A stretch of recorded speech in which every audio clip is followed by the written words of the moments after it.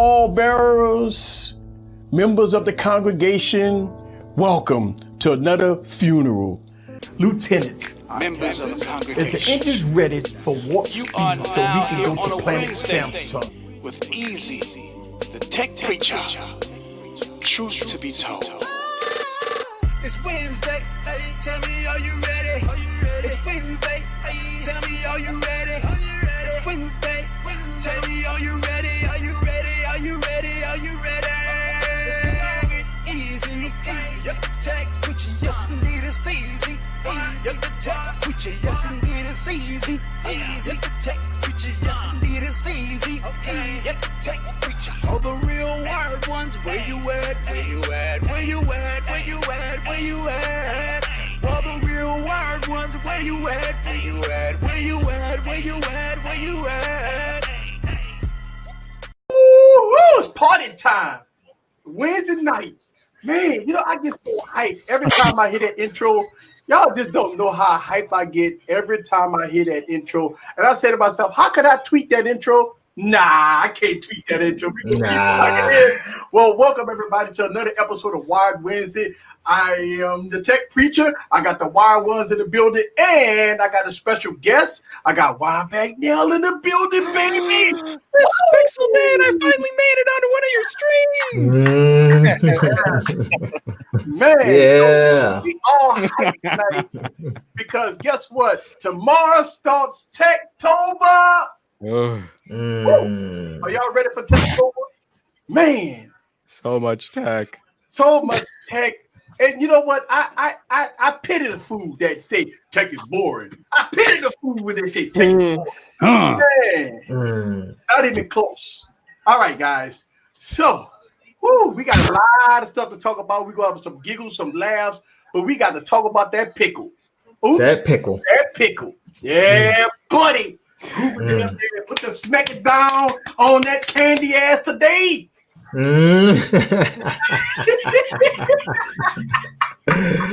Oh man. All right. So Pixel 5. We heard all the rumors. We saw everything about the Pixel 5. Oh, I think this gonna be a winner here. Going against the Samsung FE. Oh, who is the daddy? Who's gonna come up on top? Hey, Google did everything that they should have done last year. Yeah. And in my opinion, they did everything that they should have done last year, which I thought that they were going to do last year. And, I mean, to me, they knocked it out the park. This was probably one of the – do I want to say this was the only home run of the year? Uh-oh. Oh, really? I was gonna say if I could have $1 for every time you've said that this year, LB. Tell me what I said that on. Name it. Oh. The flip? No, I didn't think that was a home run. Yeah. You know, I'm saying as far as what should have been last year's phone is what I'm saying. Oh, no, I'm saying, okay. Well, yeah, I still say that. But yeah, I'm just saying. a number of devices you have said this about is all I'm saying. But I also said It's almost like every year tech gets better. But I'm consistently saying that they were holding back. I've been consistent with that. And yes, tech for your needs. I watched that event as well. Let me ask you a question, LB, since you're saying that this is the best iteration that Google have done. Now, what is the kind? What you think the kinds are? I mean, honestly, okay, so I like the event because it wasn't all about the phone. It was all about Google and their positioning in the home. It was all about, I think Google, they strategically did everything that they needed to do to keep themselves in the conversation. Okay? Nobody, I mean, the Nest, what is it, the Nest home? Is that what right. That, the Chromecast. I mean, you can't really talk about anything that they did this year. You know, no one. Okay, if you take a poll right now of 100 people and you choose Apple TV or Google TV, how many people do you think are going to choose Apple TV? Well, iPhone people will, that's for sure. A bunch of them. I mean, okay, they're still riding off the free service, but I'm talking about the usability of the. You got something that's got 10 shows on it. Well, but again, it's tough to say they're directly comparable because Google is a services company and Apple is a hardware company. It's funny to see Apple making the play that they can be another Netflix and Google trying to be the next cable provider. And that showdown of service to service on platforms that have hardware that they're all trying to sell those individual hardware platforms is just a little headier than, well, do we think? I think Google's trying to make the play that you're going to have all your subscription services and you're still going to want to watch live TV. Right. And that's what Juan's pretty much saying exactly what I'm saying. Is Google made a smarter choice, personally. But you know what Google got in their pocket? YouTube. That's what they got in their pocket. Right there. Oh, yeah, the largest video platform on the planet is YouTube. That's what they got in their pocket.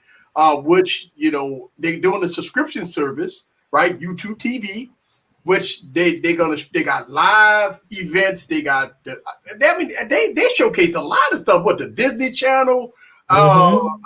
Everything. That's right, brother. And if you was following the white dude that was rapping, you caught all that he was saying. That was dope though. I mean, he was rapping. You like that, Eric? You like that? You getting it up. I'm like, wow. I mean, for me, I was just more excited about the business moves that Google made. I mean, the phone is. Google had to do this. Think about the success of Google right now when it comes down to the mobile lineup. The 3A and the 4A is the most successful parts of their platform because it's a great device and it's a low. It's a good priced device, good hardware, good software. But you just said it, Easy. Remember last year? Last year, everybody was like, "What is Google gonna do?" Google, they can't get it right. They can't hit the side of the ball. That was their flagships. They can't get the flagships right. That was the problem. This year they made that play. They got the pricing right. Exactly. I have not heard one time today that anyone said that the pricing was wrong. And remember, I saw it in the chat just a minute ago.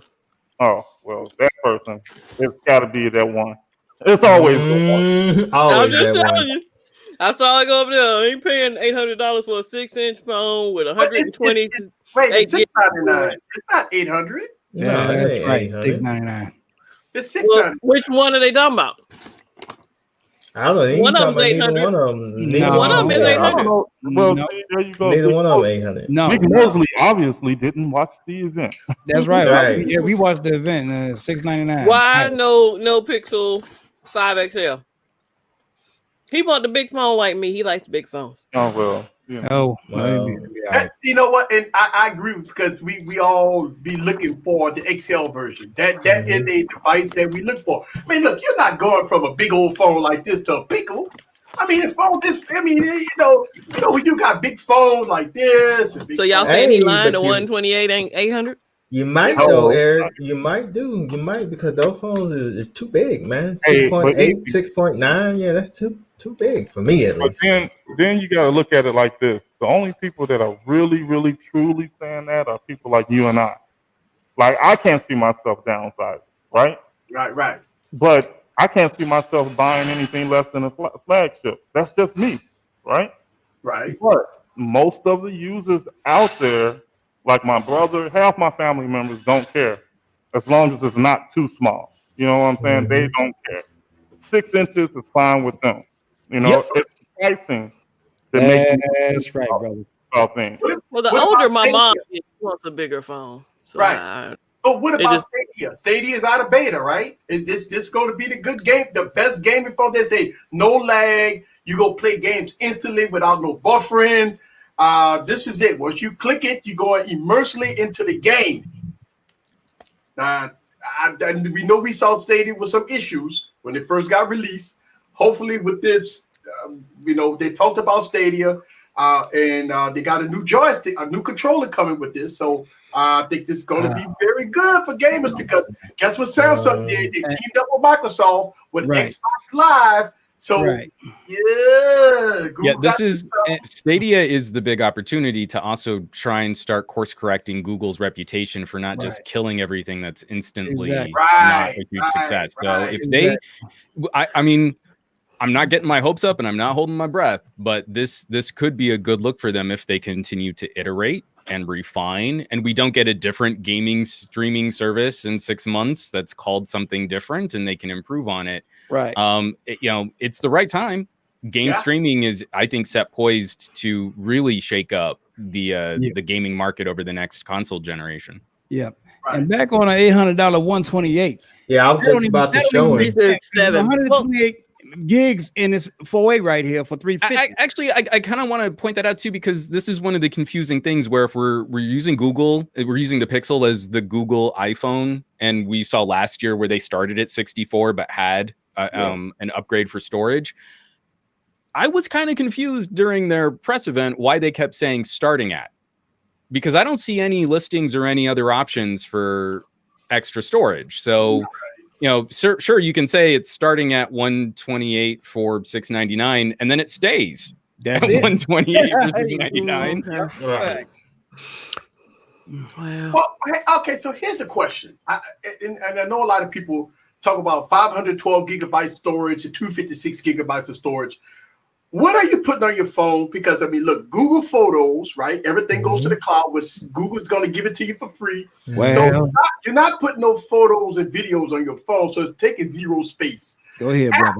Apps are usually not that big unless you get into games. How many games would you put on your device that you could play at one time? So when we look at that storage, I only need 128 regardless. Yeah, me That's too. what I'm saying. 128 is good. And that's more than enough.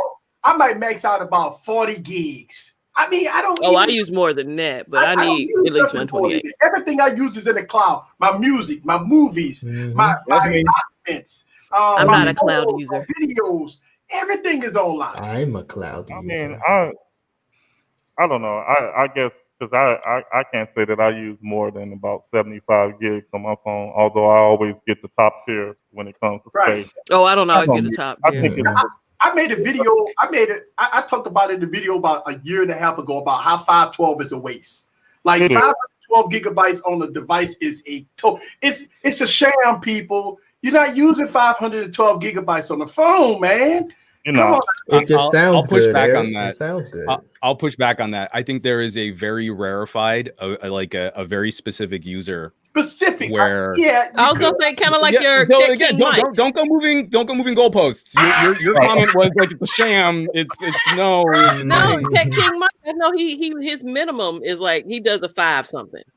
But you know, like on my LGs, I'm shooting tons of 4K video of Lex. And she is a whirling dervish, Tasmanian devil of activity. And I've got just gigs and gigs of video and photos. So I always have like a 256 gig card ready to go.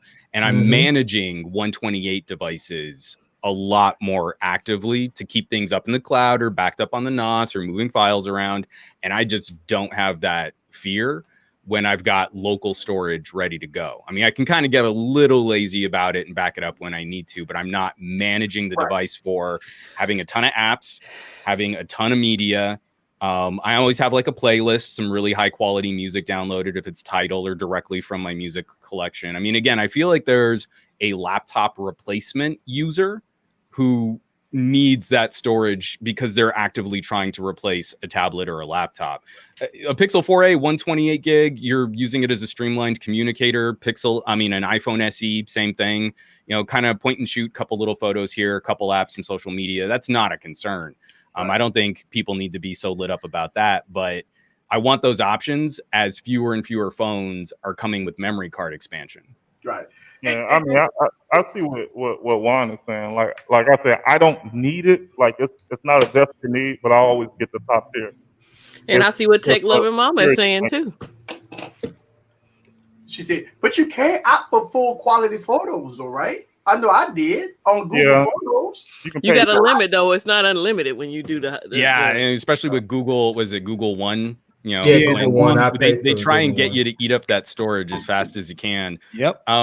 I would not be able to hang with 100 gigs of cloud storage. I'm getting a little halfway full, a little lean on selectively upgrading to my 1 terabyte OneDrive account. Mm-hmm. I mean, my daughter's first steps years ago are 4K. You know, like Right. I capture my daughter's memories in the highest possible quality that I can retain them in. Right. Mm-hmm.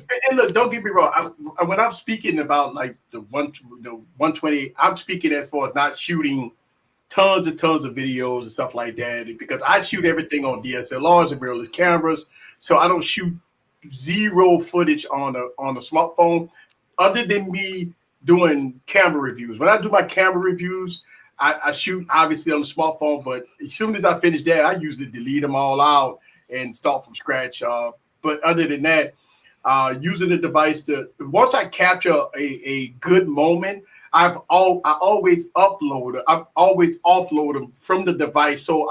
Because as you know, we go through so many phones. If I capture a moment, that moment on that phone would come off that phone, because I'm going to the next phone. I can't, we go through so many smartphones that I might be reviewing, this phone today and the Velvet tomorrow. And so I look at it in that aspect too.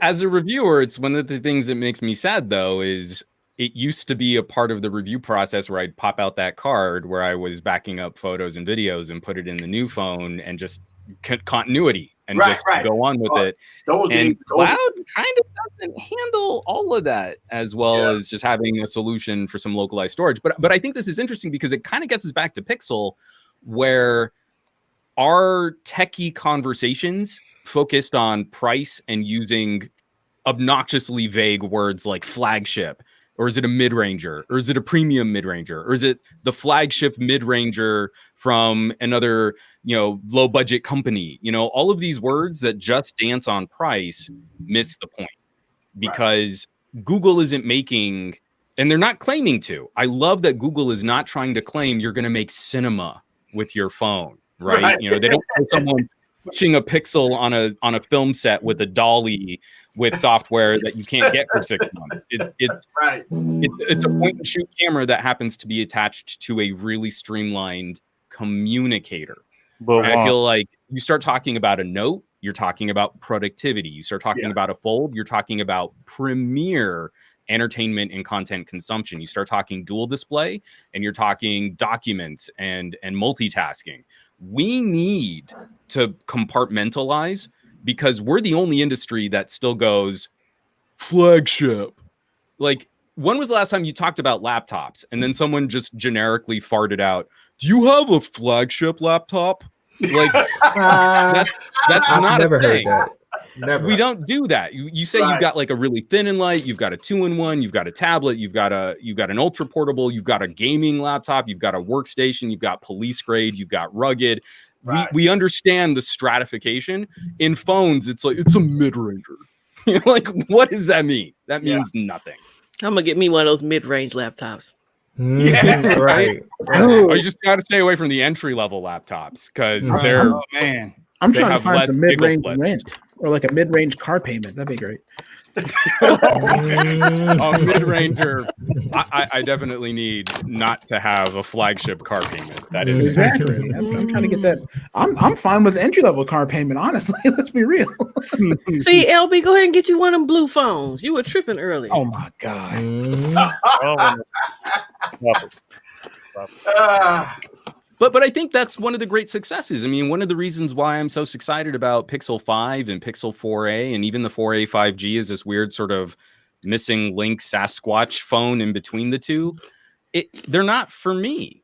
It's okay that they're not for me. I need those options for my family and friends, and I need those options for consumers who are walking into carrier stores. So and Google is nailing that right now. And so is Samsung with the A series and the FE. That's why we're excited about that. Apple with the, what I'm assuming is going to be a 12 Lite and an iPhone SE. I'm way more excited about that than I am their Pro lineup. This is why we're so critically excited. I'm still going to be flashing Duos and V60s and Notes and all of these other premium phones for my use. But I'm not telling people to buy phones like I buy phones. Side note, side note, because you mentioned the name, Juan. The Duo. Where do you stand on it? Where I stand? Oh boy. Here we go. Here we go. You asked for it. Here we go. This is one of the most beautiful experiences in tech in 2020, and people sleeping on this don't understand tech. But I'm saying for the price, Juan. For the price, what? No. For the price, what else? What else is thinner and slimmer than the camera module on a Note? Okay. You can't just pass on radical engineering that Samsung won't follow. There is nothing safe about this phone. And by design, it's going to be appropriate for a smaller collection of audience, for a smaller demographic. But like at $1,400, this is what I leave the house with instead of a $2,000 laptop. And I can get pretty much all of my work done minus the terrible camera. LB. You see Big Mosley comment right there? So Juan, it would be great for like business stuff, right? Oh, I mean, I am writing on it. It is phenomenal for video editing. It is baller powerful compared to these other 765s. We're looking at Moto Razors, and it's got the same chipset that was okay to have in a Z Flip at the beginning of the year. Like this is easy to figure out. I feel like Microsoft has inadvertently created the best version of an Android tablet. It's not the best phone. It's easily not the best phone. But again, you don't judge a fish by how well it can climb a tree. Well, they can Kimmy, this almost sounds like something we've talked about before. We have talked about this before. I think we almost had the exact same conversation, Mr. Juan. I think we did. We did. So this is my thing, Juan, because I've really been excited. No, let's have this conversation. I love it. I love it too. I've been excited about the Duo. That was the device, but I don't know. For me, the price had to be about. I'm saying about coming out the door, it had to be about $300 cheaper. But compared to what? I mean, again, $300 cheaper, and how do we get there? How do we get there to the best calibrated dual display experience? It works as a single canvas like a proper tablet. It's got pen touch and stylus support. It's got last year's premium chipset as opposed to a 765. I mean, like, this is radical engineering. And we throw around words like that, but folded up, this is closing in on half of a fold. Eric, put that down. They ain't the same thing. Like, put that down. That's nuts. And when you open it, and I know people say like, oh, well, you can pretty much just do dual display on like a V60, but you can't hold a V60 like this. And I'm a huge fan of the V60. So that enables a kind of use. And I've got little hobbit hands. We've been joking about my inability to like palm a softball my entire YouTube career, right? So for me to be able to just hipster notebook like a moleskin and just start going to town and then editing video and keeping two things running at the same time, multitasking on steroids, this you need to pay for better hardware. And that's what is so tricky, is you can't just make it the spec sheet. If you get lazy, it's just a spec sheet conversation. But no phone. I mean, at that point, we just give up. Phones are dead. But what we're seeing is this exciting push towards different functionality, different form factors. You plug this into a laptop dock and it looks like you're using a Windows PC, and you don't have to have a different desktop mode because it just split screens apps just like it does on Windows 10. I mean, that kind of stuff you can't overlook. It's the value out of a Pixel is you get Google optimized software that outperforms similar hardware on other players. Microsoft has something unique to add to the tablet space, and they've delivered a reasonable facsimile of a phone at the same time. So I mean, I've been debating about this dual situation for a while now, and it was so funny. I think I was on my way to Best Buy to get a dual, and I was watching Michael Fisher video in my ear as I was driving. Right. And as soon as I got to Best Buy, I turned around because it's a trusted reviewer, Michael Fisher. Michael Fisher is great, but he doesn't like dual display. Yeah, I do like dual display. So reality is probably somewhere in between us. Yeah. So I prefer the display to folding because I like having screens that are built. Not that I can kind of use a stylus. I mean, like, I go to town. I game hard. I play twin stick shooters on my phones and I run those batteries down. And I don't want to do that on a plastic film display. Also, I just don't think it feels that great under my fingertips to have a plastic film display.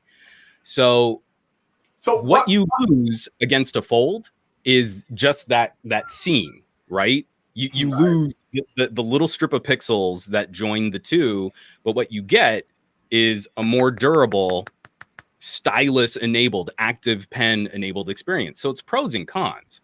And I feel like that's the thing we've been sleeping on with dual display. Like, we can kind of pay lip service to LG's modular strategy and the Duo, some good ideas, but better luck next time. First gen, this is more usable than a first gen fold, and it's coming in cheaper. So we're already kind of doing okay if we look at price to real performance and then form factors that can help us keep other products at home. And that to me is the more important commentary than, is it a folding phone from the most popular SEO company on YouTube? Well, I guess Samsung gets to win by default and everything else is lesser than. I'm saying this is a niche productivity phone, but if you're in the market for a Surface, then I think you're going to be very happy with this. If you're in the market for an Android phone, you should absolutely look somewhere else. So you know, it's so funny, real quick, is that I remember about 1:30, 2 o'clock in the morning, me and Juan Bagnell was debating on as we often do about Blackberry. As you know, we have two difference of opinion about Blackberry. I called Blackberry out because I just had I know. Oh, I was trying to open up a simple document and glaciers started rolling by my window before I could switch to the multitasking of opening a different app, and then my beard needed to be trimmed because of the time dilation effect of trying to use the Snapdragon. We sit up on the stream debating. We took over two phones whole stream, and me and him was this debate. I mean, it's literally 4 days in the morning, and we sit up and debate about the Blackberry, which, you know. And we were at the end of like a 2-hour stream. Yeah. No, I mean, the thing is, this is exactly why I brought up that point before of having different ways or categories to talk about phones.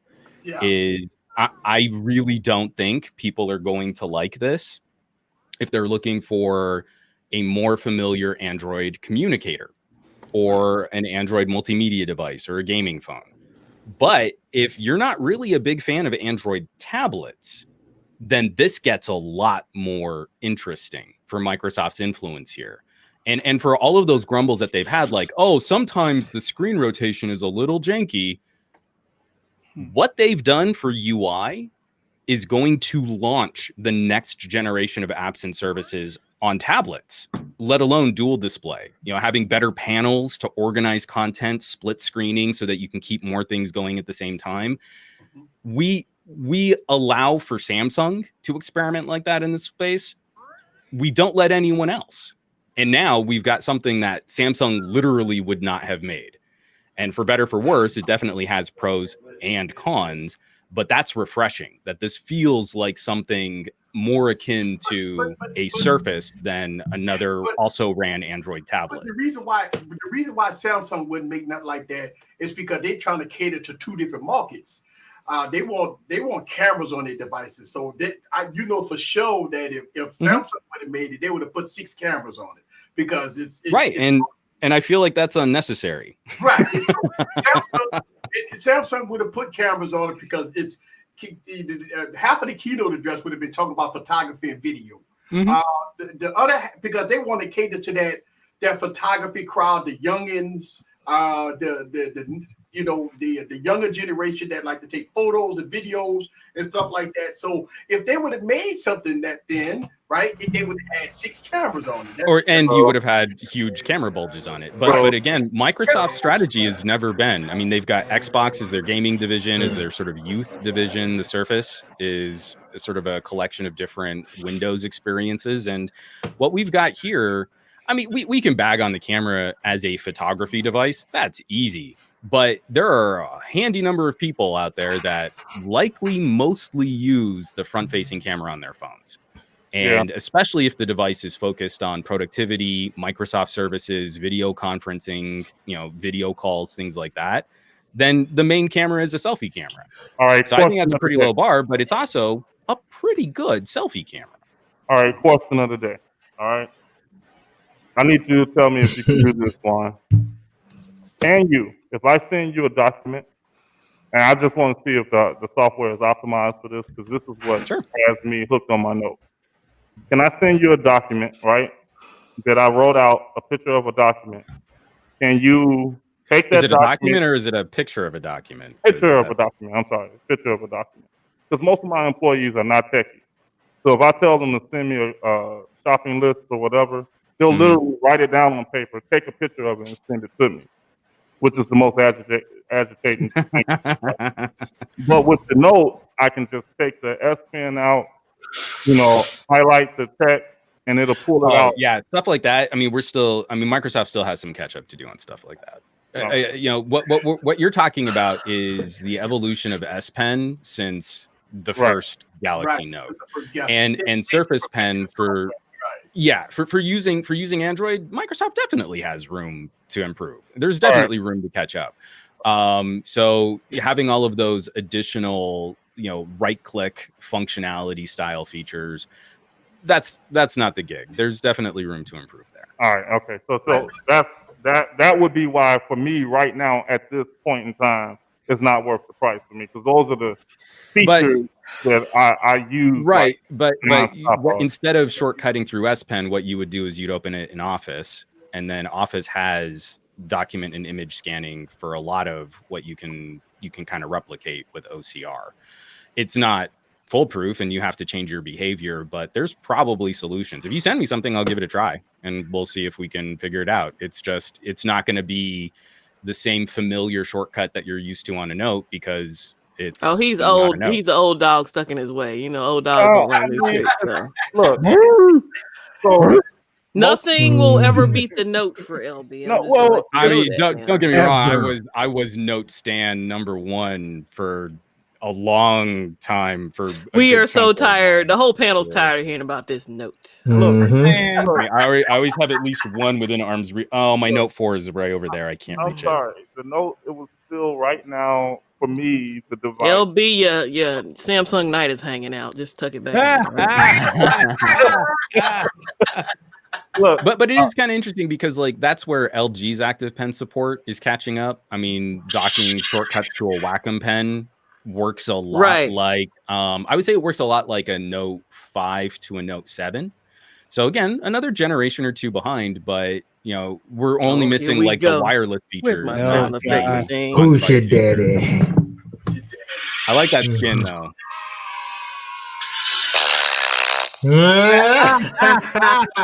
Hell no, you stupid.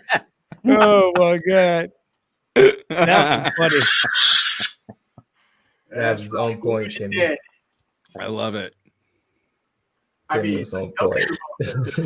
think Samsung have came a long way over the last couple of years. What they did was they perfected almost 100% perfected one UI to run smooth, fast, and fluid. They're now they're doing the Oneplus thing, is destroying every spec, the RAM. They're doing everything underneath the sun to make sure that they got devices is well spec'd. Obviously, the prices are gigantic, but I think Samsung have come a long way. I think if you go back and look about 5 or 6 years at before Samsung experience, what it was, what was Samsung UI? Well, before Samsung experience, it was the laggy Galaxy S4. TouchWiz was god awful. Lagwiz. Yeah, Lagwiz. TouchWiz was god awful. Well, if we want to get on software innovations, then just the simplest things get warrant attention. And what Google did with that call hold, feature. Oh yeah. Oh my goodness. Oh my God. That right there will save me probably 2 hours a day. Yeah. At least 2 hours a day. But Just that feature. But the thing about it is, my biggest gripe about Google is that for the longest time they didn't have themselves together. Like they'll drop a phone and then, or they'll drop a product and they'll take it away, or they'll drop a service and they'll take it away. And that's the thing. Milk, easy. Why are you crying over spilled milk? I know, but that's history, man. That's the only thing why I cry. Look, I complain about Microsoft. Why trust Microsoft when they took a whole platform and killed it? I mean, Windows, right? I know I'm crying. Right, Kimmy. But I mean, think about the platform. So listen here, Eric. You trust? Listen here, man. Get him, Kimmy. Every company has made mistakes, Eric. I feel like this one's pretty well rehearsed. I feel like they left memorized. Yeah, it is. They left thousands of people hanging. They was on the Microsoft Windows platform, and they just killed the platform. Easy. Hold on. Can we rewind to last year when Easy was all over how bad the phone was? Well, hold on. I gotta address this whole Microsoft thing. Okay. I'll go ahead. At the end of the day, is a company, and companies at the end of the day need to make money. So this is the thing. Make money. So no. Easy. This is the thing. They don't just cut something out just to say that they're cutting it out. They look at the X's and O's. They look at the numbers on a sheet of paper and says, "Hey, we're bleeding money right here." So now, if they had an interface that wasn't getting the support by the development community, what else are you gonna do but exit? Well, this is one of those things. Like I'm not trying to say like there's a winner or a loser here, because we're talking about trillion-dollar companies, but. Right. Just like we were a little frustrated with Google back in the day because they froze out Windows Phone from core Google services, we're starting to see a little bit of that at play between Google and Apple. Like when YouTube, they purposely start breaking picture-in-picture because that's a premium YouTube feature, and Apple products don't get to just kind of play with it like they used to. It's a market trend I think we just need to keep an eye on. Like, I don't think this operating system war is quite as finished as we might have thought it was. Yeah, I mean, all right. So the LB, you're a business owner. I'm a business owner. We own business. I mean, look, Tanner owns business. We all own businesses, right? Okay. So if I'm bleeding money with my business, right? If I'm bleeding money, and I've had, when I first started my business, I wasn't making money. So okay, at that point, what do I do to get profitable, right? And what do I do to get profitable? It's a strategy. It's a sit down. You talk about people that make millions of dollars here. I mean, we're not talking about a little small mom and pop business that we started, LB. I'm talking about company like Microsoft was already an established company when they came out with Windows Phone. All right, so we're not talking about a mom and pop place. They had Google in their pocket. They strategized with all different kinds of companies to make this platform. What they did was they sat on it. They became Blockbuster with Windows Phone, right? Blockbuster, right? They Blockbuster. They was Blockbuster. They was like Radio Shack. Opportunity on the play. Unnecessary roughness for the guy in the Star Trek jersey. Penalty. So we needed you to come out earlier. The voice is spot on. I need more of that voice. It's a trust issue that I have that Microsoft entering back into the phone market. It's a trust issue. But they're not. They're not entering back into the phone market. They're adding to the Surface line. There you go. But they call. No, I'm serious. I mean, no. This isn't the Microsoft that came out of Ballmer that bought that purposely entrenched ELOP to devalue Nokia to pick up all of their intellectual property, and then switched gears with Nadella to focus on server side, who cut a ton of hardware. Yeah. It was Surface team and Xbox team. So again, we can't predict the future, and I'm not saying people should buy on any kind of future outlook. I would never suggest that people invest in an ecosystem like that without some good evidence that they're going to back it up. But the fact that they're calling it a Surface means to me that they've got a multi-year outlook that makes sense for a hardware strategy to keep playing with Surface. I mean, it's actually pretty rare that they just completely can a Surface product, and it usually only follows a catastrophic failure of hardware. I mean, of software, like Surface RT. You know, that's the stumble that you need to make for them to gank a Surface. Otherwise, I think we've got pretty decent evidence that they've been sticking with tablets and laptops, and even their weird like all-in-one big screen corporate solutions. Like they haven't even bailed on those, and there's no consumer interest in something like that. No. So again, it's not quite as cut and dry as I don't trust Microsoft with phones. It's, do I trust Microsoft with Surface? Because they've taken that label pretty seriously so far. Yeah, and Microsoft has been knocking it out the park when it comes to hardware for like what, the last 5 to 6 years or so. Oh yeah, I got my Surface Pro and it works great. I mean, I can't edit no videos on it because it's too thin and it's. Eric is gonna have the Duo before the end of the year, y'all. Okay. Hey, Well, I'm gonna say, if you want to already edit have video it. on a Surface, He already have it, man. Oh yeah, he does have it. He's just not showing us yet. It's right Go ahead next and bring to it him. out, It's Eric. right next to him. Juan, I'm on a Surface laptop right now streaming, so that's my primary device. Considering it. I am. That is a device that, just like with the Fold, I talked about it last year. I said it was practical. I said it didn't make sense, and all of a sudden I bought it. I ate my words. Everything I said about the Fold, I ate my words. I fessed up to it. I fessed up to it. I mean, like the thing is, we can still be right that the Fold 1 was an emergency reaction from Samsung to try and corner the market on bendable OLEDs, and should never have been a consumer-facing product. It should have been an Explorer or a limited edition or some type of, anyway, public beta or something like that. Well, see, here's the thing, though, Juan. They worked on it for what, 8 years? They worked on it like 8 years. Wait, no, I missed that. Who 8 years? What? Yeah, didn't they work on it for like 8 years? Yeah.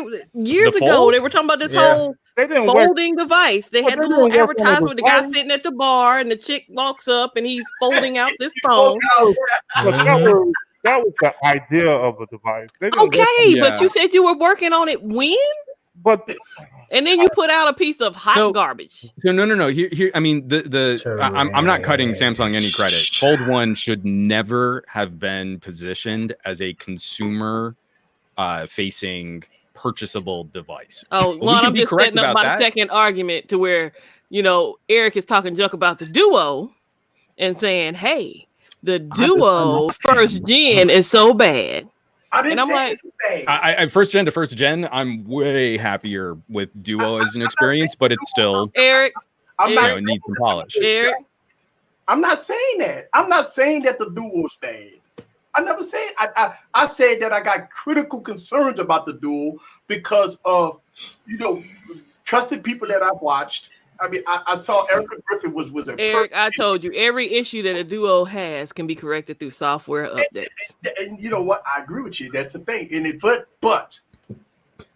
I talked about this about the Galaxy S8. Remember when the Galaxy S8 came out with the Bixby button wasn't working? What we did, we ripped it to shreds. We talked about how you release a device or release a product that wasn't ready for prime time. We got up on these. Yeah, but at this point, I think we just got to be honest that every single phone launch, the phone's coming out rough. I mean, like all of them are coming out like we're beta testers. Yeah, I mean, think about all the promises we got on the iPhone 11 Pro during their camera cinema. Filmic was going to do this, and you were going to have all this amazing AI scanning. And it took 6 months. I could only agree with you if he wasn't talking about buying another Fold. If you buy 2 Folds, you can afford a Duo. Yeah, you got him there, Kimmy. You got him. Well, and I'm not at all. If you're moving to a second Fold after a Note melts down on you, you could probably spare some spare change, some attention. I wasn't even talking about TK. I'm talking about the tech preacher. He talking about getting another phone. Talking about easy. No, I'm saying like TK, the duo price is too damn high. Can I swear on your stream? I don't know. Is it 13? All the time. But I'm just saying, I recently saw that video with TK's garage about a $1,300 phone that liquidated itself on his vacation. And I'll tell you, I'm still running a stylus enabled phone right now, and it's functional and it does some pretty cool things. So I don't know about too damn high if I've got a phone that works. Right. And right there, Juan dropped the mic on that one. It's because I want a custom hinge. So $2,000 worth of custom, sir? Yeah, but if you want to play the hinge game, we can play the hinge game. Oh, his goes all the way around. Mm-hmm. Because this just keeps I bet going. you won't flex yours backwards. No. Hold on, I got something for you. I got. Oh, here we go. Wow. It ain't the same. He almost dropped it. He almost dropped it because I know that V60 Hank. I love my V60. It's gorgeous, but this is more. No, sir. No, sir. No, sir. The money argument goes out the window when you spend it like water. I just want to say for TK, all in love, man. I when something like that falls out with a phone, it just hurts my heart. You know, like someone who loves a Note and then it doesn't work for you. I feel for you. So I'm all in love. I'm not trying to really shout you out or anything like that. And that's when Eric pulled out his V60 and was showing up by the duo. It wasn't pretty. He didn't like it. And he's afraid. I'm sorry. Well, so what? One question. Let's talk about the Pixel, the Pixel 4a 5G. We knew this was coming. That's why I passed on the Pixel 4a because I know. Look, I've been recommending to anybody that's going to get a device for the future. I recommended 5G phones because once we get into 21, 22, that's probably going to be the main focus. So if you buy a device that for the longevity, right, for 2 or 3 years, I would highly make sure that you got at least 5G on it. So I knew, and it was strange that Google didn't drop both devices at the same time, but I assumed the strategy was that when the Pixel 5 come out, they was going to release the Pixel 4 5G. Now, as far as pricing, that's another one that they knocked out the park. $499. That's right, brother. $699. I think that's a great price point, man. Instead of them doing the $699 and the $999, we see that all the time, right? Yeah. So $699 is a perfect price point for what you get in the hardware, the good software, plus the cameras, and you getting the battery life, and you getting the Google. This is what Google wants their devices to be. This is the implementation of the best that Google have to offer is their Pixels. Yep. And you're right. And in the middle of a pandemic. So, you know what I'm saying? You save some money too. You're good.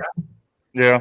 They hit it out the park with the pricing. So people ask the question, Pixel 5 or Galaxy S20 FE, both of them $699. Which one? Such a good fight. Bang for your buck. Ain't it one? I gotta go Pixel. Pixel? Yeah, Pixel gonna kill it. I gotta go Pixel. Oh, for me, the software features alone takes it over the top. I don't know if you've been playing with some of the older Pixels, but these feature drops, they're almost kind of TikTok. Like one will just be amazing and you'll get all this cool new stuff, and the other one's like, we cleaned up these icons, and you're like, okay, cool. That wasn't really a feature drop. But okay, right, we get it. But it's been fascinating watching my Pixel 4 become a different phone than when it first launched. And Samsung deserves so much credit for cleaning up One UI and bringing older features, newer features to older phones. But it's just different. I can't properly articulate in words how that's different on a Pixel. And if you want, like LB saying, if you want to be on the cusp of what Google thinks software should be, then Pixel makes the strong argument. If you want all the hardware bells and whistles, damn, the FE is really strong. Just really strong as the powerhouse phone. Well, I could just tell y'all, all my viewers there, that you're going to see both phones on this channel. So I am getting the FE, yes, and I am getting the Google Pixel 5. So both of them. Hey, Eric told that budget to go to hell, y'all. What budget? He said I ain't getting no more phones this year. What budget? I ain't getting no more phones this year. I said it. I said it's difficult. It's Techtober, for Christ's sakes. I can't. His voice is getting higher and higher. You should have heard him a couple weeks ago. Z-Flip? Yeah. Z-Flip? Can't pass on the glory of Techtober. Z-Flip 5G. You talking about the Z-Flip? This is easy. It's Techtober. I can't do that. You can't pass on Techtober. I mean, it's so exciting, man. Look, I blew my budget anyway, right? So my budget been blown. This 3 weeks ago. So since my budget beginning of the year, splurged the rest of this year, then I recoup in January. I'm cool. I feel that the Oracle will already be mad. I'm already cool with it. I'm getting prepared for the tax man come, next year. Okay, who's filling in for me next week? When I get my wisdom tooth full, I need somebody to give Eric the business next week because he's gonna come with this extra bullshit like he coming with right now. You over to talk about I got to check in the savings and I move the money from the checking to the savings. The checking. I'm not buying any more phones this year. Okay, maybe one. I'm gonna get the iPhone. Right. Y'all remember this? Y'all remember this conversation? So what you do next week is just write out all the notes and just pull them up in front of the screen like this every time you want to say something. Obviously, I got to get in 2 iPhones. I mean, 3 of them. I gotta get 3 of them. You gotta get another fold. A bonus. You gotta get a duo. You gotta get a FE. Okay, hold on. The Fix It edition. Okay, right? You said another fold. How much is the custom fold? It's more than 2,000, right? No, it's not more. It's the same price. Okay, 2,000 plus isn't 14. But he needs you can't just get a different fold. You need to get like that. Was it the Thomas Brown? I mean, you might as well. It comes with the watch, the earbuds, the cases. Knock everything out in one whop. I'm just saying. Yeah. Wait a minute. Hold up. The Thomas Brown edition. That phone it's worth it. Think about it. You get the watch. You get cases. Yo, y'all remember when I said that? Hold on. Eric. I would just like to state the disclaimer that worth is a relative metric, and I feel like whoa. I said that before they dropped the phone. I said you might as well just get the Tom Brown edition if you're gonna get the phone. And he said, nah, you should get the regular phone. And now it's worth it. I'm not digging this. Easier thinking, why you got to bring up old shit? Right. What I'm digging is that everything that you get drugs is easy using. I'm not digging the style because I'm not a fan. I don't know who Tom Brown is. Hang on a second. And put Jason Steve's comment up, please. Buying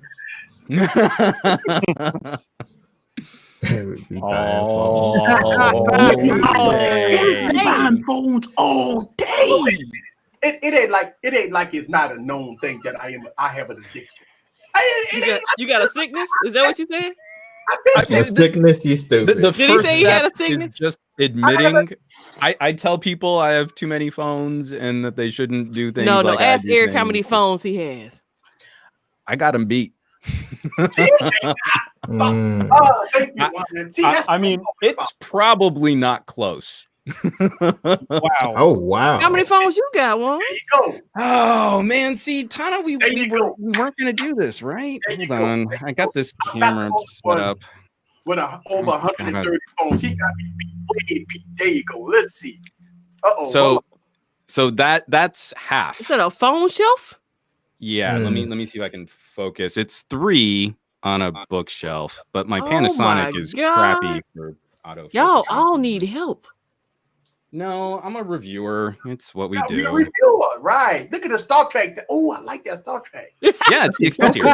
Hey, Juan, put it away now. He'll come take it. That's the museum. Those are the relevant phones that I like to keep for historical purposes, and then I've got way too many other devices from reviews, and it gets gross. Look, Eric feels better. He got I mean, like the reason I'm bringing this up is to say, like, I feel like I'm a kindred spirit. But just on my desk right now, let's start stacking. Eric, you wanna start stacking? You wanna play this game? I got a sidekick. I mean, you've been showing these off. Eric ain't got nothing to stack right now because he's been all up into this fold. He didn't do everything. Oh no, he got him stacked. Yeah, you know, he like to whip him out and hold him like a flush of cards. You know? So this is one hand. With B60s and Velvets and Sonys and Black Sharks and TCL. That's what Eric gonna buy next week, though. So TCL? He gonna buy that TCL? He gonna buy that stack right there next week. Give me 1 second. I gotta get to this table over here. I'm still going. Hold on, I'll be right back. Oh wow. Ooh, Lord. Welcome to Intervention with Easy Computer Solutions. Where's Dr. Phil when you need him? Right. You catch that episode of Hoarders? Is that what you're talking about? Yeah, bring Dr. Phil back. Wild. Easy. This is we're back. The other side of my desk on the table. Go ahead, Dr.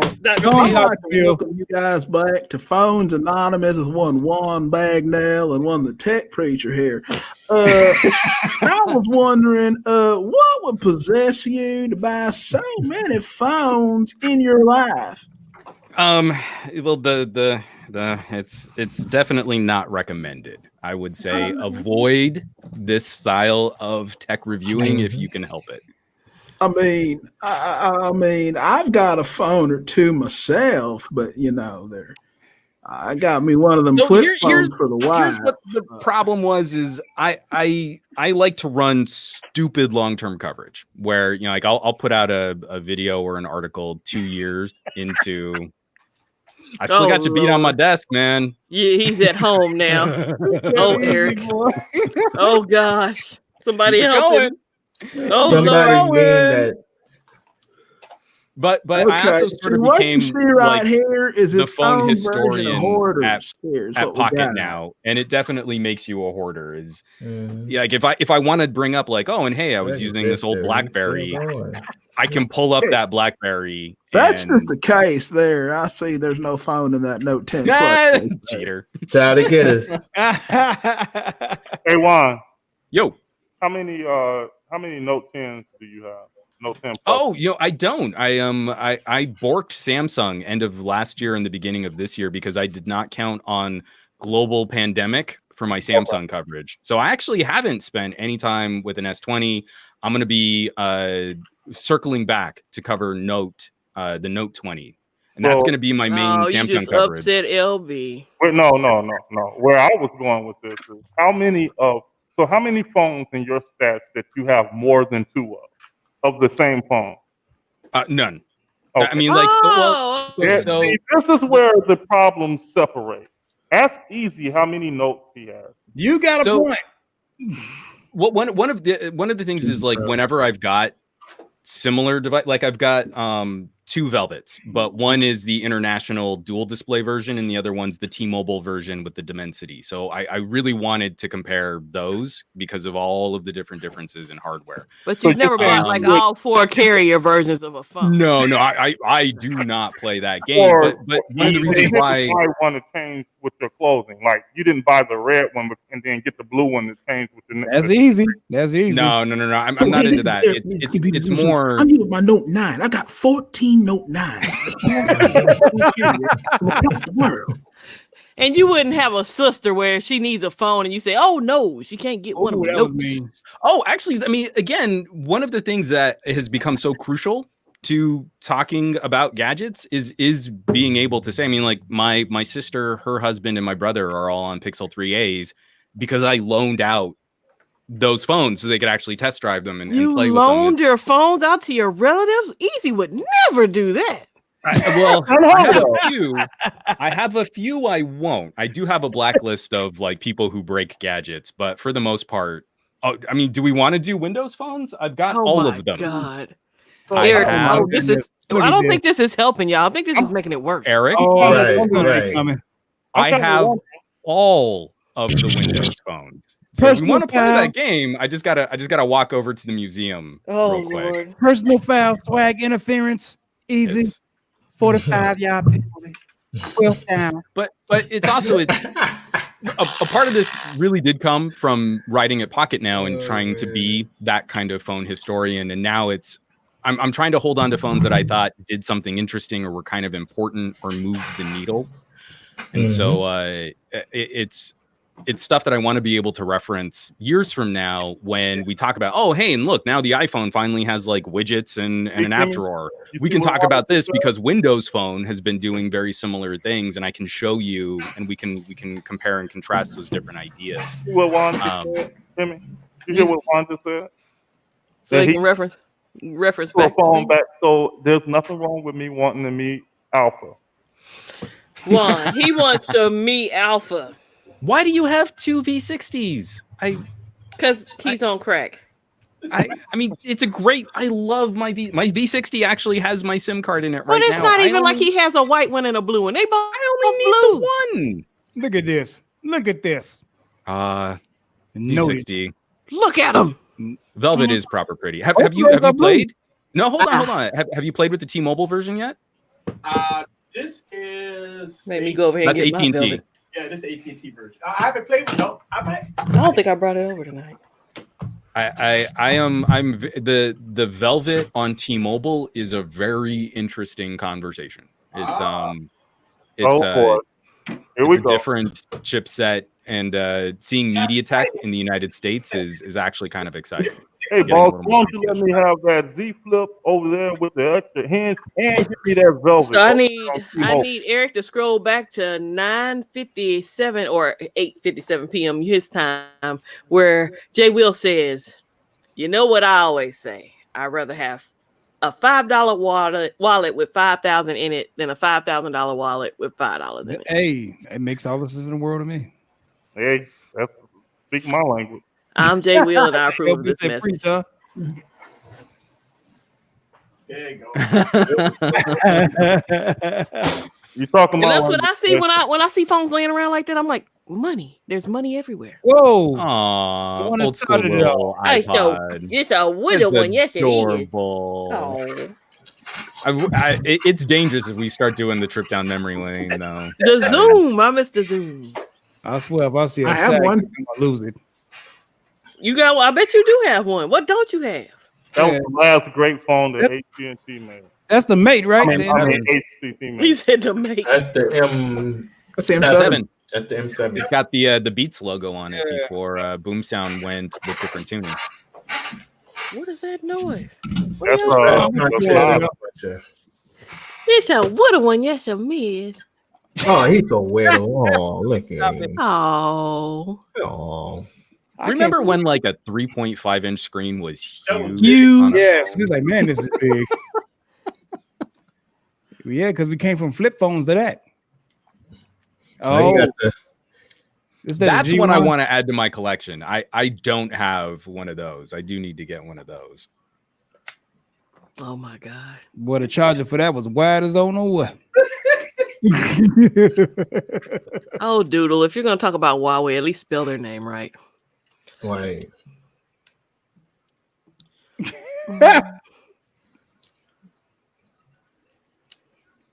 Yes. I guess we're just gonna keep. I mean, do I need to? I'll move my camera over and. I know, right? You gotta zoom. Make me so happy. You gotta zoom. Those were so. Go big screen with it, Eric. Go big screen with me.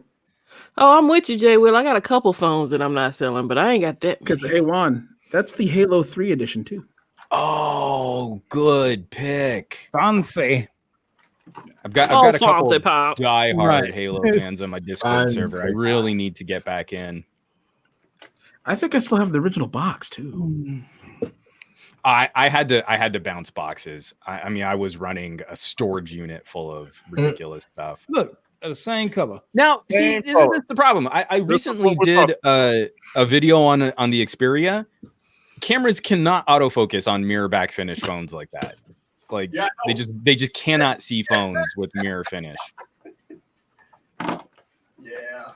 Oh man, I have a nice ancient collection. I even got cheap. I got the HTC Evo Tech Loving Mama. I had that one in both colors. I also I had a Palm tablet, but I need to get I want to get a Palm Pre, even though it's completely non-functional now. Look at this cat here. Trash.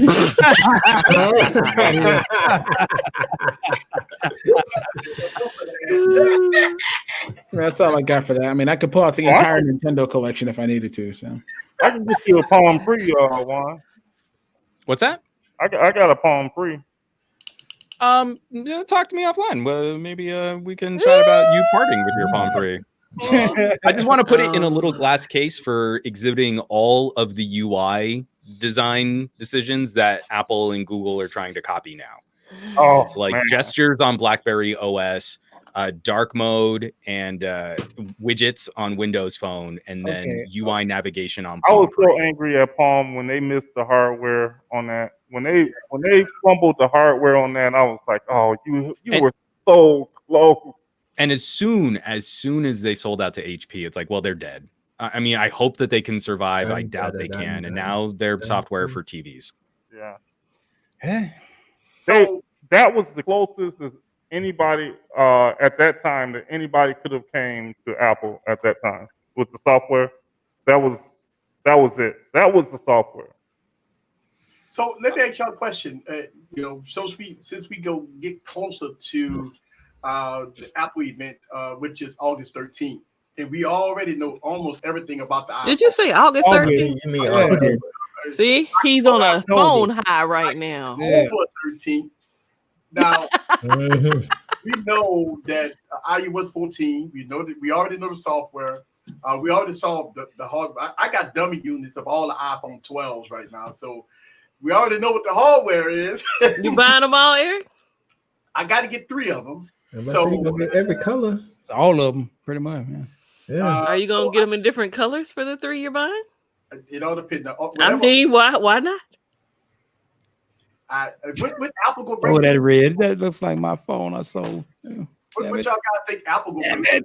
What they gonna bring to the table? I mean, I don't know.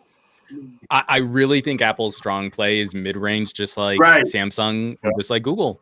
I think the pros are going to be out there because you need to have, you need to walk into a Nissan dealership and see a GTR, and then you're going to go and buy a Sentra. You need to have that. But I'm going to be a little frustrated if we just roll over and we just parrot all of Apple's marketing slides.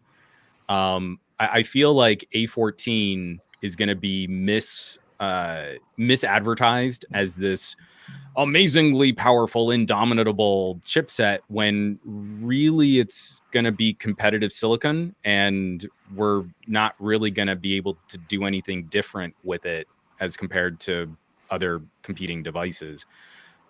That's I feel like the big fear is Apple has kind of been selling this image of completely untouchable power for a while, which really hasn't been true. Not in any kind of practical, real world kind of way.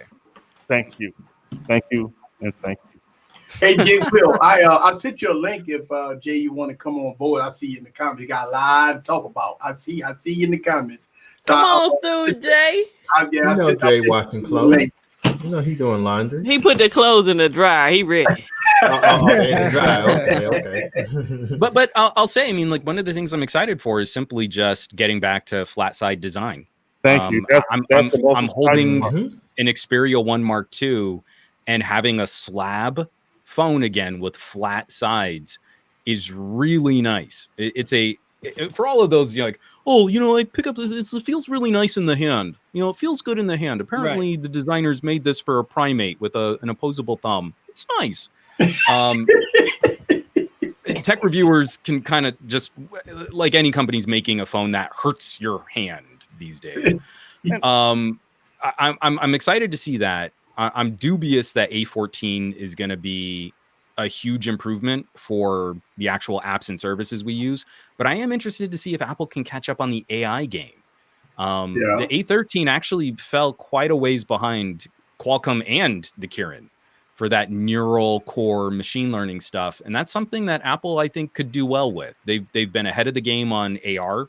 They've been ahead of the game on camera tech against many of their competitors. Having some more AI smarts in the hardware could enable some really cool stuff, but we know we won't get it at launch. We know that's 6 months into the iPhone 12. Is that what you're saying? Well, but I mean, think about, I still don't love Siri. Again, it's just the unfamiliarity of interacting with Siri versus Google Assistant. But look at how well Siri has caught up.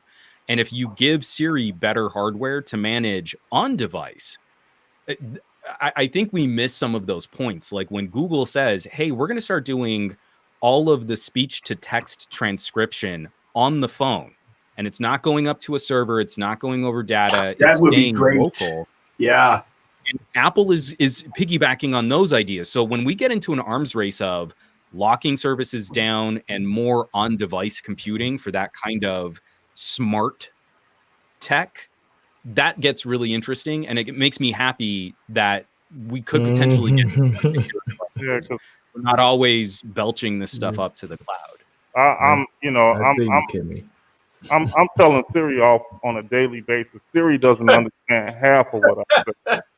I'm like, no, that's not what I said, Siri. So like, yeah, Siri is not there yet, man. Google Assistant is definitely the boss. Ooh, wait, what is that, Ryan? Whoa. Oh Lord, here we go. Oh, that is the Mark II, huh? That is the, oh man. I want that phone right there. God.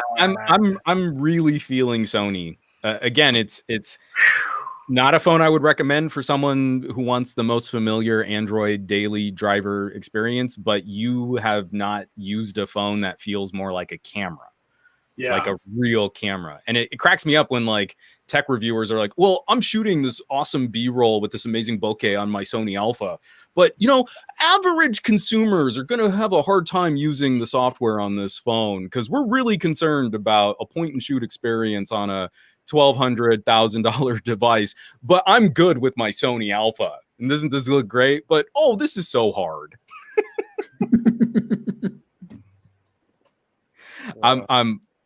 It was a little salty. I apologize.